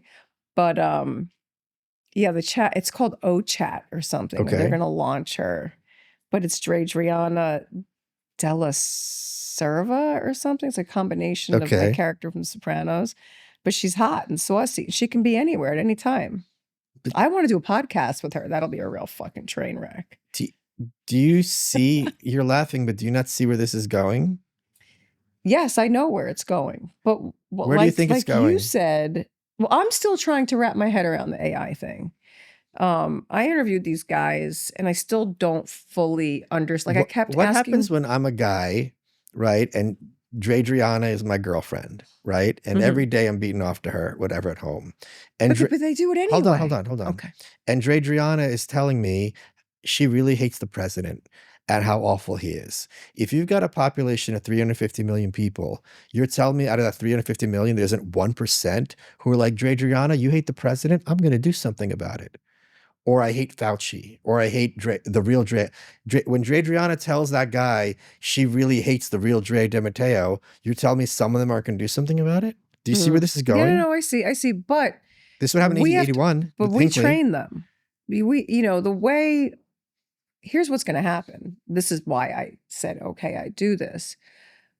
People are already generating pictures of me online. Of course. That are yes. insane. Yes. Like pornographic. Yes, of course. Out of control stuff. I mean, my kids will find these pictures and I'm like, that's not even me, Right. man. Like I know where I was. Yeah, like yeah, of I've course. never worn that outfit. Like it's not me. So it's going to happen anyway. Like if I were not someone who walks down the street and has to say hi to every fucking person Sure. I meet, it's nice. It's a little rhyme there. But I probably, like if my kids were to be like, I'll have an AI avatar, I'd be like, don't fucking do it. And don't don't use your voice on everything. Okay, My voice sure. is everywhere. Yeah, of course, yeah. You know, my voice is everywhere as Adriana. My voice is everywhere with my regular voice. This is why I tell you can only leave voicemails from me. You're the only one. You are collecting my voice notes. It's just so exciting hearing your voice. Because I tell people, and they're I'm jealous. goofy. No, it's because it's Drea de Matteo. I'm so goofy. It's very distinctive voice. That's the point. Is it? I mean, it's different than my voice when I was on The Sopranos. It's close enough. And that voice is so iconic, don't you think? I was so young and I smoked 1,000 packs of cigarettes a day. But you don't think that character's voice, other than Tony, is probably, I guess they all had kind of iconic. No, but it was you and Tony. I think people know the lines. A lot of men know the lines to that show. They know the lines to every mafia movie. No, but you were like the hot chick on that show, wouldn't you say? Yeah, I was a hot chick. Right. So it's like people it's that voice. It's a thing. And I'm lucky enough. I'm so chubby right now that I still look like her. So because I'm all, you know, I'm not all hanging down. Okay. Oh, I see what you're saying. Okay. But anyway, but yes, I trained the voice in a few sessions so that this particular AI can only say certain things. But my point is, you can use Grok. So my friend has done this already. This is not scary points in the future. This happens now. ChatGPT has certain guardrails that you can't ask it to do, right?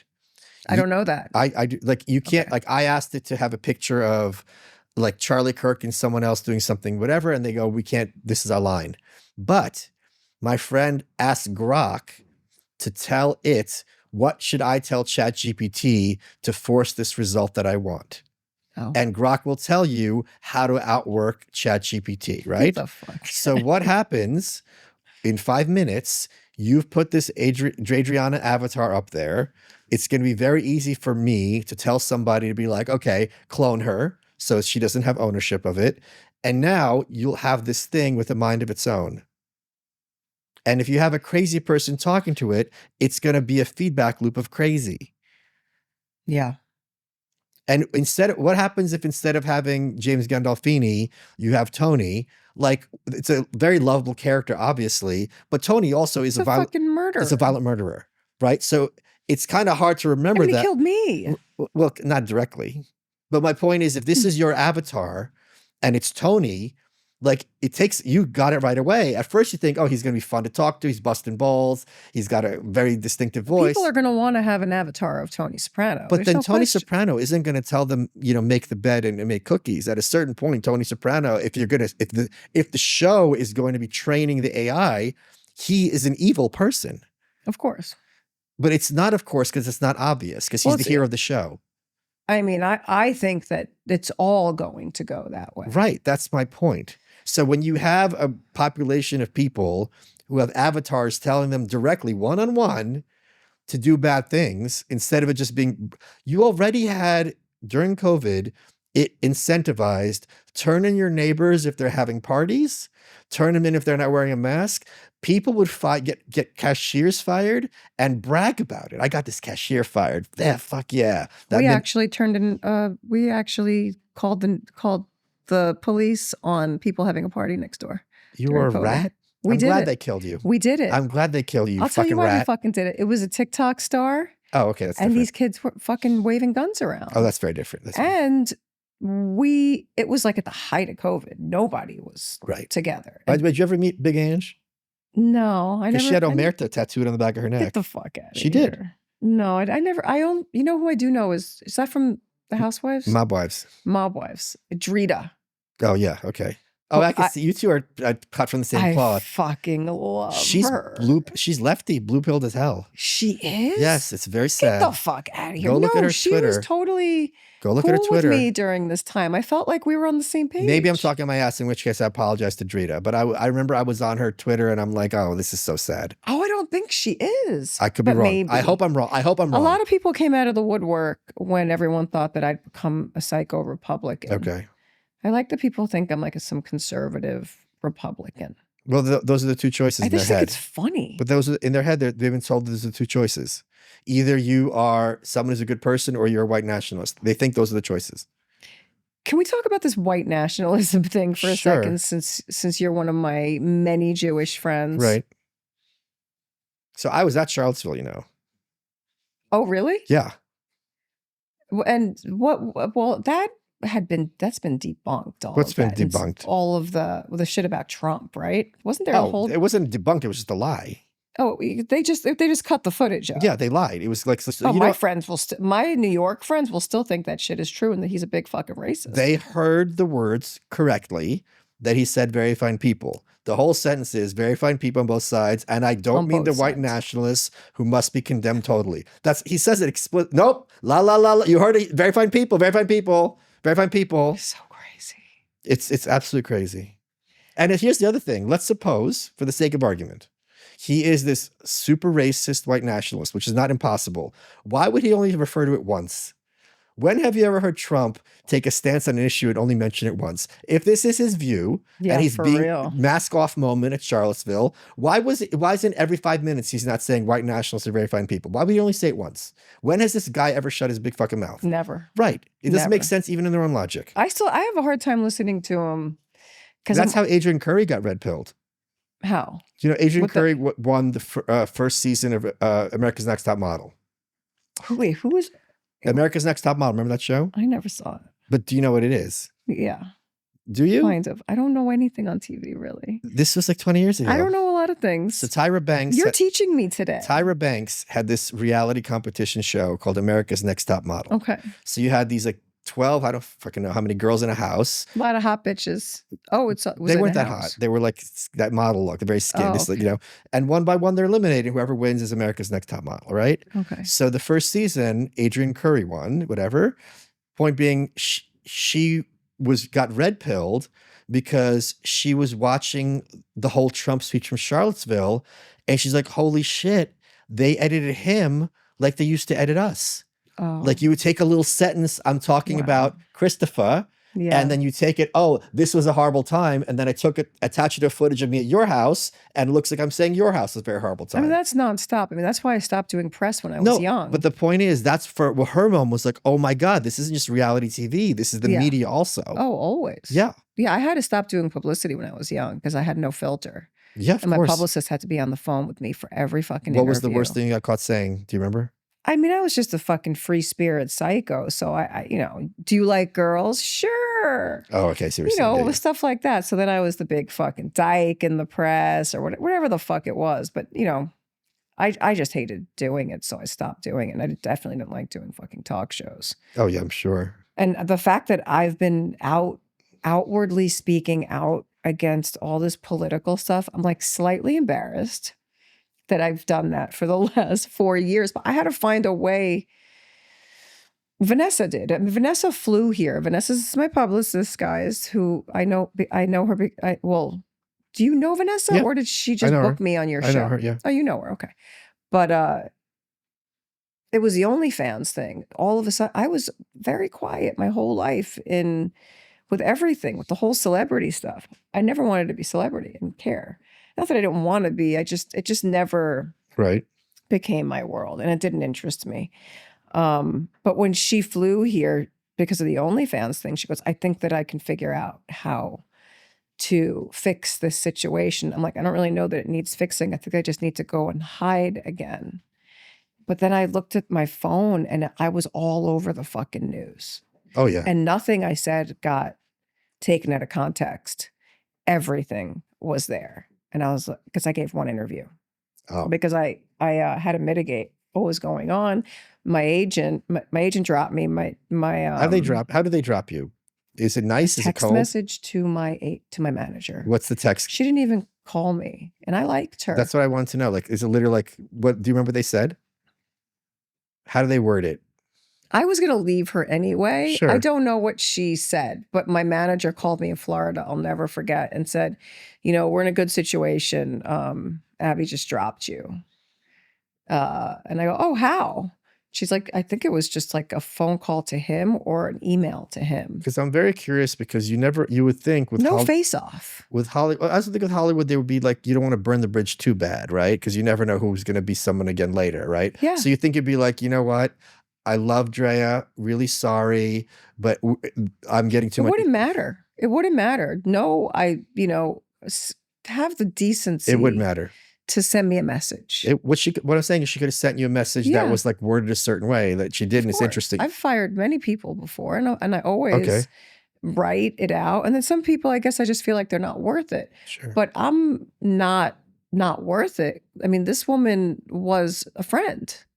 Not a close friend, but good friendly enough. Yeah. You know, it's still business and you could still be cool about it. Right. So I won't forget that. I don't have harsh feelings towards her, but I do, you know, it's still part of my story. Sure, it's just a part of my story. It's not like the fucking end and I'm holding on to this like some fucking victim. But when the manager was like, well, I can't respond to all the press requests because I'm not a part of your OnlyFans thing, meaning he's not getting a cut. And I go, I'm losing my house. You know, I'm losing my house. This was a fucking act of desperation. You think I'm out here? You know, when I did the OnlyFans thing, everyone's like, so do you feel empowered? I'm like, shut the fuck up with your female empowerment shit. I'm like, I don't feel empowered. I was like, I need to put a steak on the table for my kids tonight. Yeah, of course.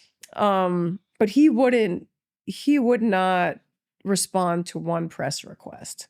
And it was Fox. So someone else did it for me, another publicist, this girl Jenny. And Vanessa saw it, flew here with Shane. Speaking, I know you were talking about do you know Shane Cashman? Mm-hmm. So they came here together and they were like, yeah, we think that you should join hands with us. And that was it. All of a sudden I'm out there fucking talking about all this political shit every day. And I think it was just so new to me and just so fucking absolutely crazy that once I started, there was no shutting me up. And now I feel slightly stupid about it. Not really. I have no regrets about it. But you mentioned, I have to mention it now because I just said Shane Cashman and it brought me back to Tim and I'm going to forget about it. But Tim Pool. Mm-hmm. I know you and Roseanne, I heard you guys talking about how you guys were friends with him, but he went after me in the press with some fucking comment. And for me, again, I really didn't care. It was like sport. And I'm not someone who likes to fight with people at all. Like if people come on and want to talk about, you know, what they're into, what their beliefs are, I'm not going to try to change the way people think. I'm not invested in that way. I'm invested in being your friend. And that's it. And understanding you. And hopefully you can do the same for me. He made a post with a picture of me that said, when Hollywood, oh fuck. Will you look it up, Eric? Yeah. It's so ridiculous. I can't even remember it. But he said some shit like Timcast post about you. Yeah. But I responded, which I've never done before. Because people say shit about me all the time, and I don't fucking care. But this was all over the place, and because the kids see all the social media stuff, and Tim Pool was popular among kids. I didn't even really know who Tim Pool was. I was scheduled to go on a show when he made that comment. Oh, so I was like, "What the fuck?" But he basically called me a hooker. Is it in there? It's Tim Cass or Tim Pool? Tim Pool. Tim Cass is his handle. Yeah. Yeah. See, he doesn't even know who this motherfucker is. Never heard of him. Yeah, he was mean. And I had just met him at Turning Point also. That's right. I was at Turning Point. Do you think that Charlie Kirk is dead? While we wait for Tim Pool's thing, do you think that Charlie Kirk is dead? I don't think he's dead. You don't think he's dead? I don't. Okay. Why is that? I don't know. I just don't know why. And it's not because I've paid no attention to all of the media on it. I don't really know about all these holes in the stories. There are a few things I saw that I thought were very weird, like his best buddy that was in the car with him walking away the minute he was shot. It's either he's not dead or there were a lot of people around him that didn't give a fuck about him. Okay. That assisted.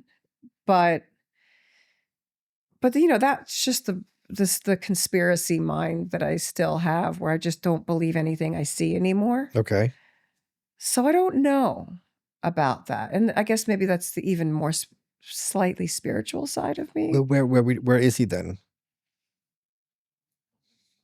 I don't know. But I mean, there were a lot of witnesses. Like, you're thinking, no, he wasn't really shot or something? Or is that not him? These days, who the fuck knows? Sure, so I'm asking you. Do you know what I mean? I don't know. I don't know why I feel it. It's just some weird, strega, the fucking Italian, like, feelings. And I keep seeing these posts. I saw one today.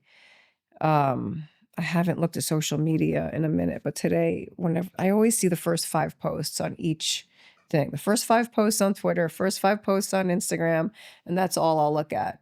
And it always happens to be something that's just like, fuck, really? Maybe I need to look this up right now. Okay. Women deciding to be hookers instead of having jobs is an arc I didn't expect feminism to take. No, that's not that bad. Okay, is it bad? Let's ask the woman in the room. It's not as bad, I said. I didn't say it's... And also, it's because of the OnlyFans thing, and I did something absolutely insane to save my family. Sure. Absolutely insane. But I felt like it was either that. At that time, I couldn't even think about... I would have gone to get a regular job. His point is not wrong. Because you... Say it again? You made the same point he just did. If you take yourself out of the equation, you would agree. Read it again. Women deciding to be hookers instead of having jobs is an arc I didn't expect feminism to take. Right. So your whole point of when they were saying about, I think it was wrong of him to say that. And obviously you're not a hooker. That's making sense. Point being, when you were saying like, do you feel empowered? And you're like, shut the fuck, I'm trying to save my house. His whole point is that when this is regarded as being a sex worker as some sort of amazing sense of empowerment, that's ridiculous. I think that's what he's trying to say. Look, if it were not me, and if it were my kid who decided to do this, or a younger woman who decided to do something like this, I would be like, come on, there's other things. No, but would you regard this as like, this is what feminism leads to? Or would you agree that this is a turn you didn't see feminism taking? Well, there's 2 things. I was never down with the whole feminist agenda. Okay, sure. So take yourself out of this. I'm saying, do you think, would you have thought feminism is going to lead to this idea of like being a hooker is better than having a job? No. Right. No. So that point is, he's made it, I think, in a messy way, and he attached someone who's clearly not a hooker in any sense. Right. Well, other than being an actress, which is kind of being a hooker in a sense. Yes, 100%. A little bit, yeah. 100%. But, a little nuance. Like, do a little bit of digging and research, because he's a smart guy. I agree with you. He's got a following. He's always researching his history, his politics. Clearly, I'm not important enough to research. I can understand that. But I am a mom. Sure. You know what I mean? And I do have 2 kids. I guess his argument would be, why would you do that if you have 2 kids? Well, I think he also assumed, I can't speak for Tim, but if I have not discussed this with him. If I had to guess, it came and went. Right. It's really unimportant. It's a tweet, right? I think in his head, you're an OnlyFans, full hustler, as opposed to what you actually did. But when you can't do your job anymore. No, what I'm saying, but the thing is, you and I talked about this. Your OnlyFans wasn't, when people think OnlyFans, they think it's very graphic, full blown, blah, blah, blah. And it's like, yours is not. I mean, you don't know.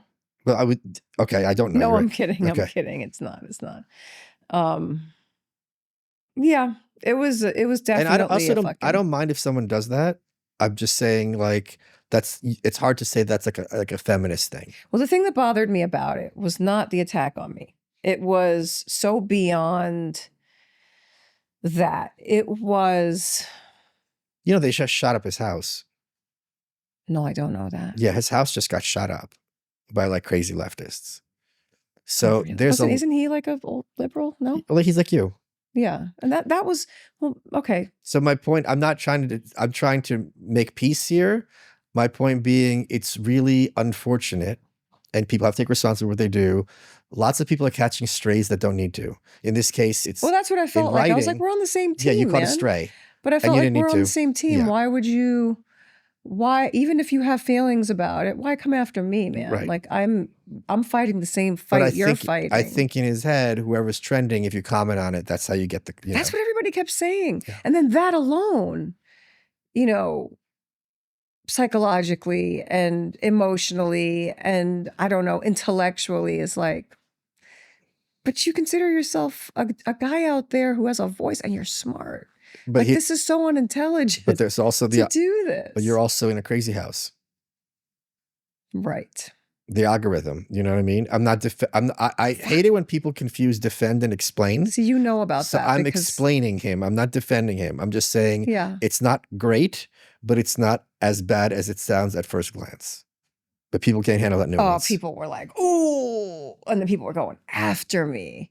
And then I made a response. I don't know what the fuck I said, but I posted some shit. I remember Jenna Jameson had what I think is one of the best tweets I've ever seen. She was a former porn star, and someone had a reply to her like, "You're disgusting, filthy, horrible." It was just the worst. And she goes, "I was raped when I was a kid. Ugh. I had to do this to kind of, I was a drug addict for many years.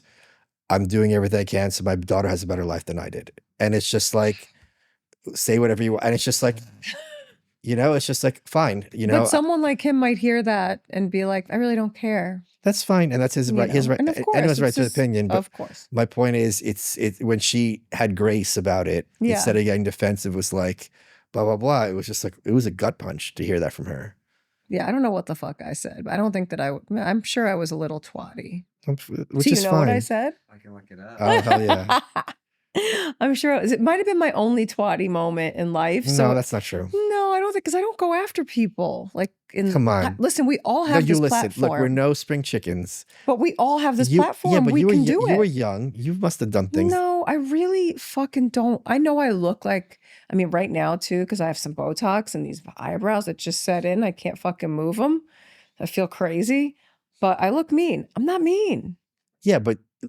And I'm Italian. Believe me, I can fucking fight. You're Italian. I can fight, but I would choose not to fucking fight. Drea, everyone chooses not to fight until they have to. And then when you start, it's like, all right, you're not being friends with Drea if you don't know how to fucking throw down. Don't fuck. I think Drea and I need our own fucking TV show. Sure.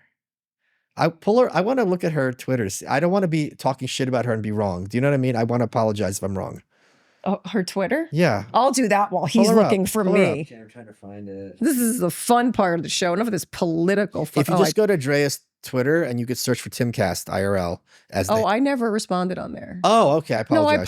No, I posted a Instagram thing. Oh, then you're not gonna find it then. I saw it earlier. That's why I think. Okay. It came up when I was originally looking for it. Okay. Yeah. He was it was a big drama in the house for a night. Okay, sure. And then some other fucking guy said really insane shit about me because I already apologized for that. But I didn't mean it. Who is this kid? You'll know who all these people are. I don't know. You sound like such a boomer right now. I'm old. You're the fucking same age as me. Are you not? You're younger than me. A little bit younger, yeah. But it's just funny hearing you're like, who are these? Who are these kids? Captain Kangaroo? Wait, who is this fucking guy? Something moist critical. I don't know who that is. What about that? Andrew, you want to read it? Uh-oh. I want to read it. Okay, let Michael read it. This is her response. Right? Okay, yeah, I got it. A furious DeMatteo then fired. Who's saying this? You, a furious DeMatteo. Oh, is it a news article? Yes. It's like some sort of article. It's the Daily Mail. A furious DeMatteo then fired back. Well, I'm glad it was on Twitter because you added him. I'm glad Tim clarified that I'm a hooker and he's a ... cunt. Oh, so I was contentious. She added, keep saving America with your big influential platform by taking cheap shots at struggling single moms, tough guy. Super cool skater shit, bro. The Sopranos star defiantly signed the post as, quote, the hooker of Hollywood. Oh yeah, and that's my that's the name of my OnlyFans. Poole now. kept the clash going, writing back, I don't see why it'd be offensive to point out that selling sex on OnlyFans is hooking. See, he misunderstood what you were doing. This is What do why you I'm defending, because you weren't selling sex on OnlyFans. No, but what did he? I didn't know he responded. Yeah, so he responded, I don't see why it'd be offensive to point out that selling sex on OnlyFans is hooking. But he used a picture of me. Are you hearing it? The point is, I don't he assumed understand. if you're on OnlyFans, you're having like sex scenes on there incorrectly. So he's speaking Is out of that ignorance. what he's saying? He's saying, I don't, for the third time, Drea, I don't. Wait, I'm not. Are you here getting it? He's saying, let me read You're it again. not getting it either. No, he actually, Tim Pool has the opinion that e-girls or digital entertainers or whatever, that they're categorically all sex workers. He's had this. Oh, Jesus. Okay. See, He okay. really does. He really. Okay. Hold on. Let me read what he said. Okay. I don't see why it'd be offensive to point out that selling, she's right. I misunderstood him and I owe you an apology, but you're not going to get one. I don't see why it would be offensive to point out that selling sex in OnlyFans is hooking. So you can, if someone is doing sex scenes on OnlyFans, that's next door to being a hooker, maybe. What about pointing out that women are quitting their jobs through sex work is cunt-worthy, he says. Y'all should be proud of the work you do. Now, to be fair, I never explicitly called you a hooker because maybe you just post selfies or on OnlyFans or something. But to be fair, Holy I shit. am implicitly calling you and women who use OnlyFans hookers. Is he one of those? And then he posted a poll asking his followers if it's not literally a poll, get your mind out of the gutter, POLL. My God. I know what you mean. But I can't believe Hold he on. The went that poll far. was, is it fair to call women who post sexually suggestive photos to OnlyFans hookers? So he was asking his audience, is his characterization of that fair? From there, oh my God, From there, married mom of two, DiMatteo, headed to Instagram to take Poole to task. I don't remember this at all. Yeah. I think the Instagram Here's post was another, the same thing. here she raged. You raged. Oh my God. Here's another mean-spirited, judgmental, holier-than-thou mouthpiece who didn't even bother to research his subject before firing off his disdain. He sounds exactly like the full-blown lefties he lambasts. They should hire him on CNN. You're right, Tim. America's on fire because of know-it-all a-holes like you, focusing on the most unimportant social issues that divide us. OnlyFans, give me a fucking break. Why do you even care? It's true. I'm not done. Oh. Continuing to blast Poole on Instagram, DiMatteo wrote, let me defend all the women who don't have the luxury to fit into your good girl box. Don't judge any fucking person till you've lived their lives and know where they came from. It's ignorant, irresponsible, and lazy. I worked my balls off. Great job. You can't find them at all. I worked my balls off my whole life and took care of many people with my earnings. I chose to bow out of a divided cancel culture system that didn't work. And guess who the new face of that is? Congrats, Tim. It's you, buddy. Motherfucker. Buddy, you said buddy. She also accused Poole of asking her to promote his music career backstage at the conservative Turning Point. Yes. Wow. Will you play my song or Oh, something? you didn't put. Oh, holy shit, Drea. What? I thought it was her ranting. It was in text. She wrote this whole fucking speech against him. It's like the Declaration of Independence. Nice. Oh wow. Wow. I don't remember.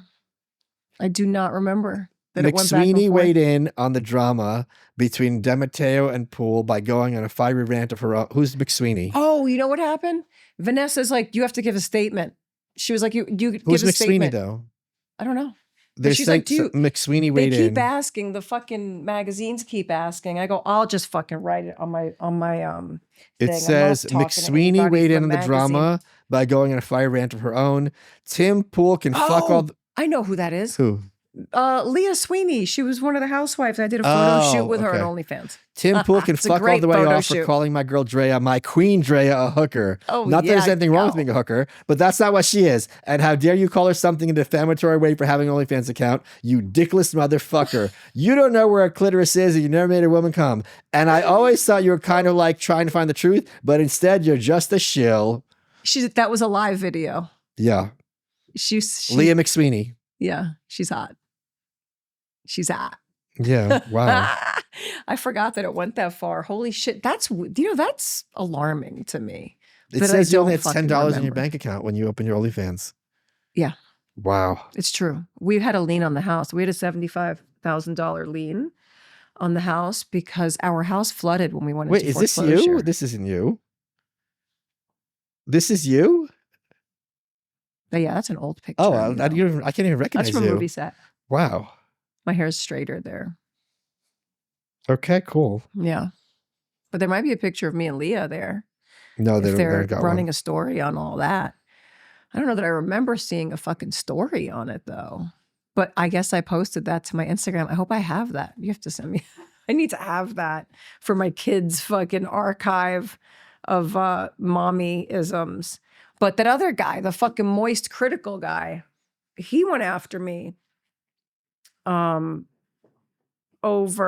a podcast of me and Robert Eiler, and they used a clip of when he said that he edited some of my pictures. Okay. Of my kid saying it. And he edited, the pictures are like mommy is a superhero. Okay. You know what I mean? Like, sure. I don't want to blow my spot up. I did do naked pictures since. I did them as a political statement, painting myself covered in geoengineering paint and stuff. And that was only recently. And it didn't do anything because nobody will talk about the geoengineering thing. And that's really my big fucking hill that I'll die on. But Blackjack said that he edited a couple of pictures and that was the headline of their podcast because everybody needs clickbait. That's right, yeah. Right? So now this becomes the fucking end all be all. And it's all over the fucking press. That OnlyFans thing, it really fucking rattled my cage for years, for sure.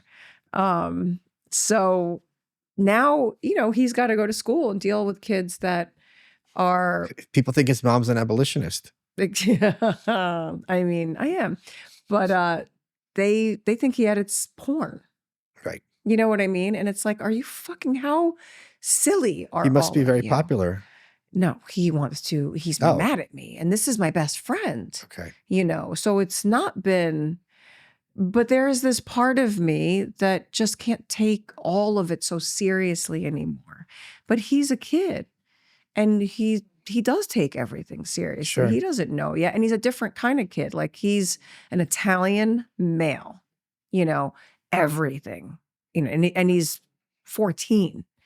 So everything is like, Yeah, of course. and it's still going on and the kids are still, and he goes to a Christian school and then it's that that we are, all anti-Christian and that that we don't know anything about the Bible. It just turns into this ugly, ugly thing. And how do you tell your son, like, look, these kids are not walking in Jesus' shoes. Like, this is not like my son he loves the Bible, but then he turns around and comes home and he throws it at me. Like, well, look at what you did. Like, look at this scenario that I'm in now. Cause this fucking cunt moist critical with a name like that said all kinds of insane shit about me to the point where they were saying that child services should take my kid away. Oh my God, that's awful. And I'm like, what the fuck what is this? Like, it's the fucking level of chaos that has happened. I guess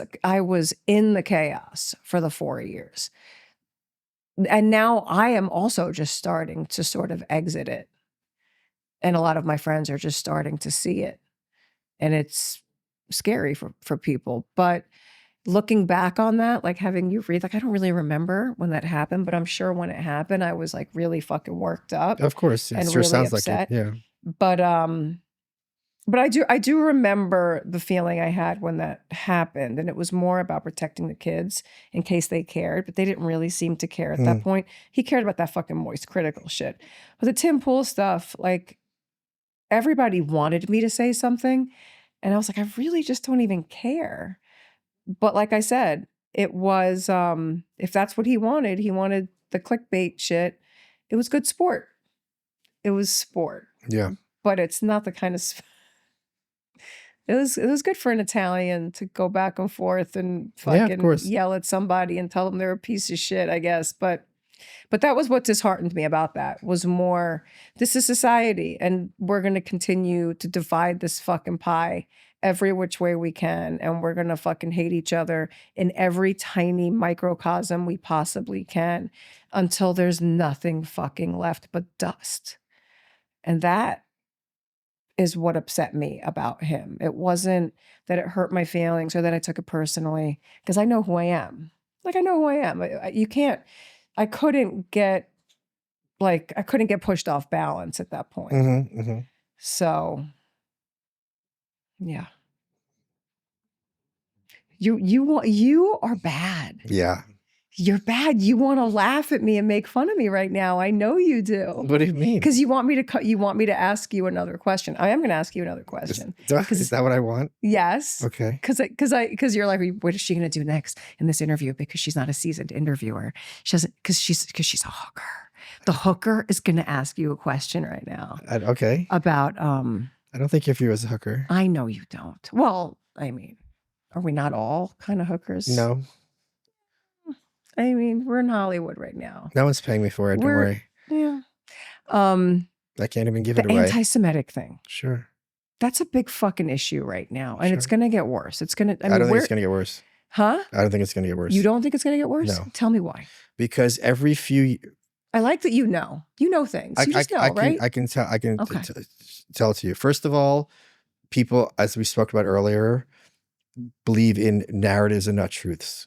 So even if something is true, doesn't mean people are going to glom onto it. We saw this very effectively. No matter what your perspective was during COVID, you looked at America and like, this is not a truth-seeking nation. Either you thought everyone lost their mind and are taking this medication for no reason, or people refuse to take a medicine that will save their lives at no cost to them. These were the two narratives, and each narrative thought the other is completely insane. For over 4 years, you and I, or people in this space, had to listen to the following thing spoken every single day. You ready for this, Drea? Go. I'm about to say something that might get me canceled, fired, and possibly put in jail. You ready? Go. Are you ready? I'm fucking ready. There are two genders, man and woman. Mic drop. It's true. It is true. But you had to hear this 24/7 on social media. Then Trump gets in and trans people just cease to exist. They never talk about it anymore. So the right wing online always finds a new group to glom onto. And then overnight, there's fucking forget about it. It used to be feminists in 2016. At a certain point behind that, it was immigrants. The Israel stuff is certainly fueling the fire with this regard, because a lot of people understandably like, what the fuck are we doing with Iran? I'm not dying for Israel, yada, yada, yada.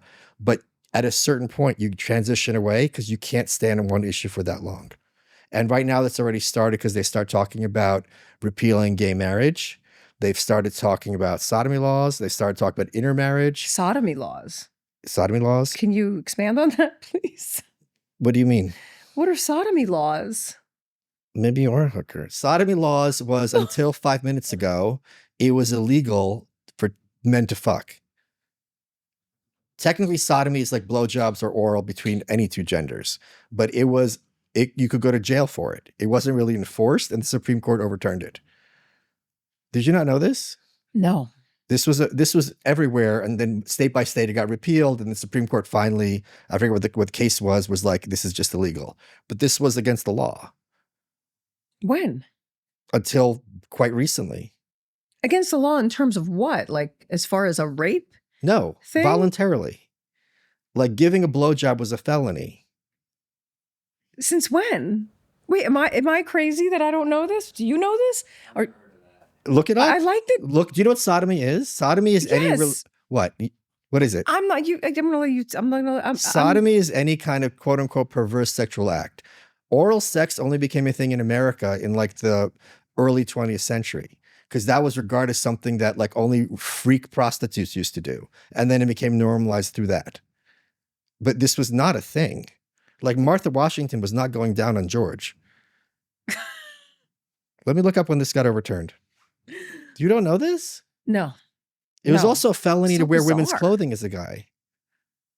My uncle was a cross-dresser. And, well, that used to be, when we were kids, people forget about this because the trans stuff, that was a straight thing.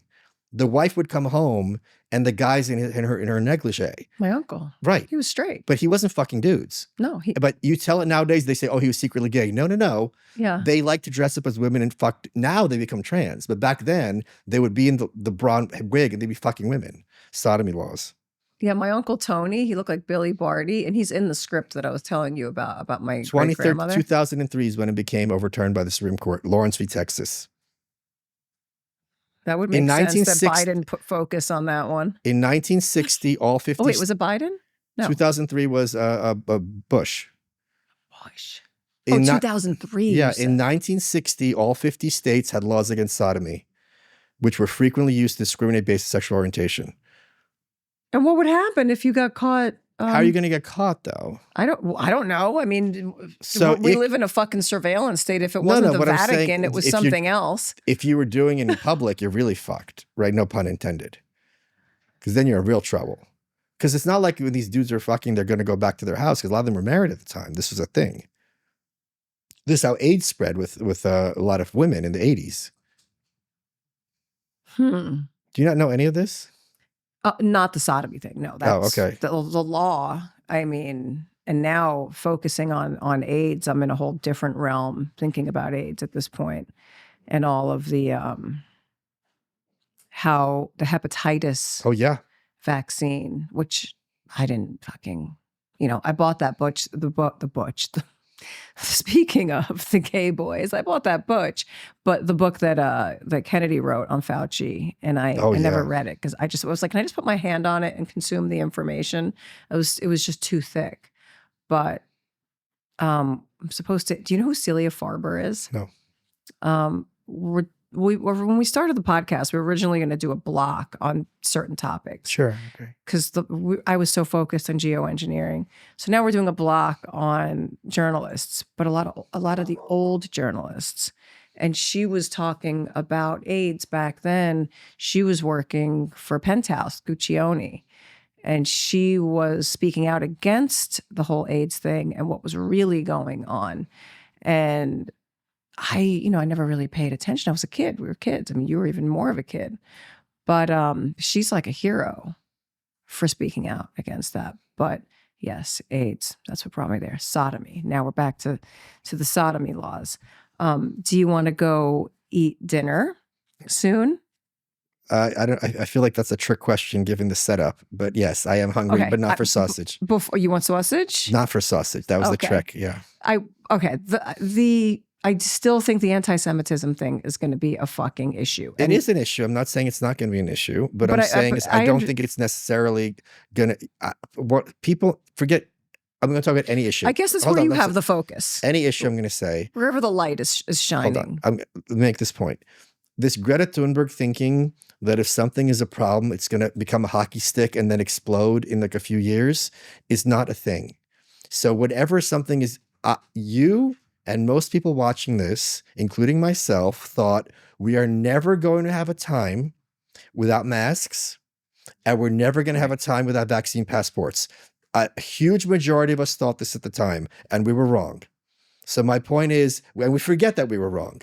You would have bet a lot of money at the time, like, Drea, is there ever going to be a time where you don't have to get vaccinated in COVID? Are you crazy? We're going to have to go every 6 months for the rest of our lives. We didn't. Now, why, we can ask, is a very interesting topic, but point is that prediction was inaccurate. So we are all trained to think if something's bad, it's going to get worse, worse, worse. That's not historically how things always happen. And that's the big white pill, because we always assume it always goes to calamity, and that's really not the case. Do you see a pattern, having researched history all the way back? I mean, I know you focus on where you come from, sure, and all the socialist stuff, but do you see a pattern I feel like we're continuously being reset all Correct. The time. But the point is, you don't have to reset if you don't restart the car if the car is driving. You have to restart the car if something goes wrong. So this idea that one of the big points of that book is these people who are malevolent and control, they're not great people, but they're not gods. They're not always going to get what you want. I was talking online. Someone's like, oh, the left always gets what they want. I go, do you have a gun? They go, yes, but I go, shut up. Because that's the first thing, you know what I mean? If you have a gun, you have a chance. So as long as you have that, like, relax. I'm not saying it's fine, but I'm saying your claim that they've gotten whatever they want is thereby disproven. Well, And what about the fact that we are in a fucking time where there's so much information coming out that you don't even know what the fuck to believe? I know. And that's by design. Because think about it. If things I don't want to get out there, instead of me denying it, if I flood it, then you're going to lose it because you can't see the forest for the trees. That's a very smart technique. Right. I mean, I think that, and you should be the person who writes it, because I love the way you write. Because you when you speak, sometimes I'm like, okay, Michael's gonna have to come on the show and dumb things down for Dre today. But then when you're writing, it is very easy. Like, you are an easy fucking writer, and I love that. It's not Thank like you. it's not like journalism. It really feels like a story. Yes, that's You called know. a tale, not a history. Yeah. Oh, it is a tale of good and evil. Yeah. But I do think there's going to be a lot of books written about the psychology of this particular time. Yes, because this is unprecedented historically. It is. So you don't think this has repeated itself in this? Because now, as I go back into history, I'm starting to see, even just reading some of this today and this morning, I'm like, Jesus Christ, man. There's dark things on the horizon and happening right now, especially in England and Canada, but it's not at all a given that all hope is lost. That's all I'm saying. And the proof of that is we defeated the COVID regime, not entirely, but heavily. But if something else gets dropped out of an airplane, Which it will. yeah. Which one of us are going to fucking survive this next one? Who the fuck knows? Because I believe the COVID was a test. That's where I go black pill. But You know. they failed the test.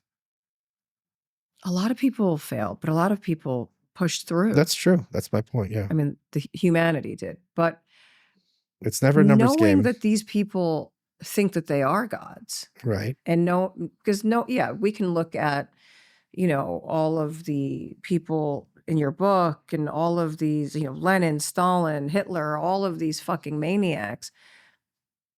Yeah, clearly not gods. But some of these people the faces we see are not the faces pulling the strings. That's exactly the point. It's a lot of it. That's why So- when you asked me about DC, I'm like, do you really think it's about who's president at the moment? No. They can outlast the president. It's 4 years or 8. Yeah. I mean, how did people in the public start to wrap their heads around the fact that there is a fucking thing behind?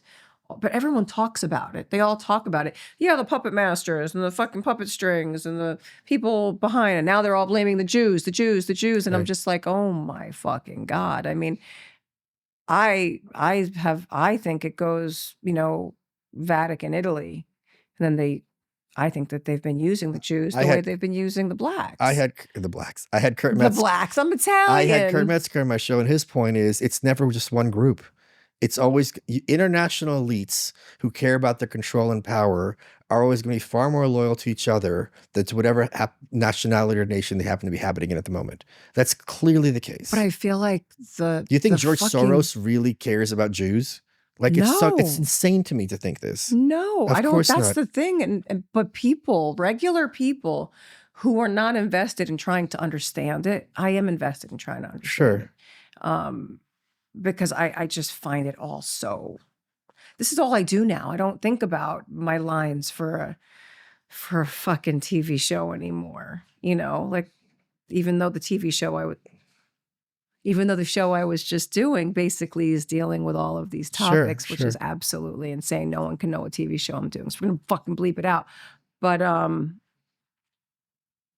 I just feel like the way all the kids are talking about the whole anti-Jewish thing is, and then they turn around and blame all of the pundits that are talking about Israel, that they're anti-Semites, and it's just like, I wish people could understand that the people that are doing all of this shit have absolutely no stake in anyone's religion. They don't care about anyone's religion. They want us all to just kill each other, Right. kill ourselves. Of course. I mean, starting with my people. I mean, at the end of the day, I think it's the fucking Italians doing all the fucking nasty shit. I think there's still There's the plenty of- motherfucking mafia. There's plenty of guilt to go around. Why this can't Right. work, because this idea that there's one group that's going to be responsible for it all is crazy. Because it's, as we saw in COVID, it wasn't just localized to America or to the Middle East. It was in Japan. It was in Canada. It was in Africa. It was in South America. Yeah. So the only way to help people walk through this is just to really convince them to love each other.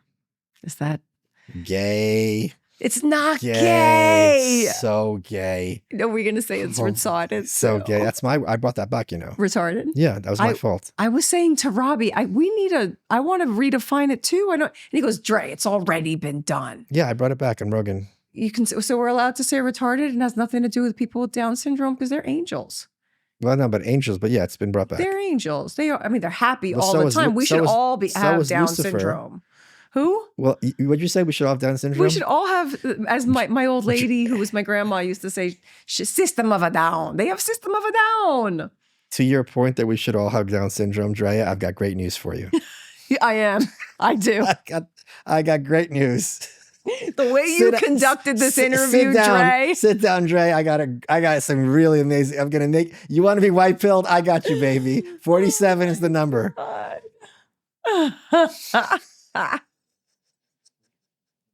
All right. What can you say? Life goes on. Yeah. So I mean, I think that we're entering the fucking golden age, man. You don't even get that joke. What, 47? Life goes on. Yes. No, do you know what that was?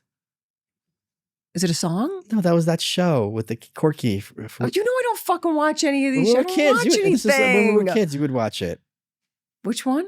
Life Goes On with Corky. That's the name of the show? Yes, the kid had Down syndrome. He was an Are you actor. talking about Spanky? Little Rascals? The show's okay, different show with different character. I know you're confused because there's different title, different names. So that's This is where my blonde comes out. Yeah, it was called Life Goes On. It was the story of a family and the son had Down syndrome. When? Like 89? Oh, I didn't know that fucking show. Okay. I missed your joke. Yes. What a fucking idiot. Great news. What a fucking idiot. Great news. Yeah. Let's go eat sausage. Let's do it. Thank you. Let's go have sausage. Amen. Thanks for coming, Michael. That's what she said. No.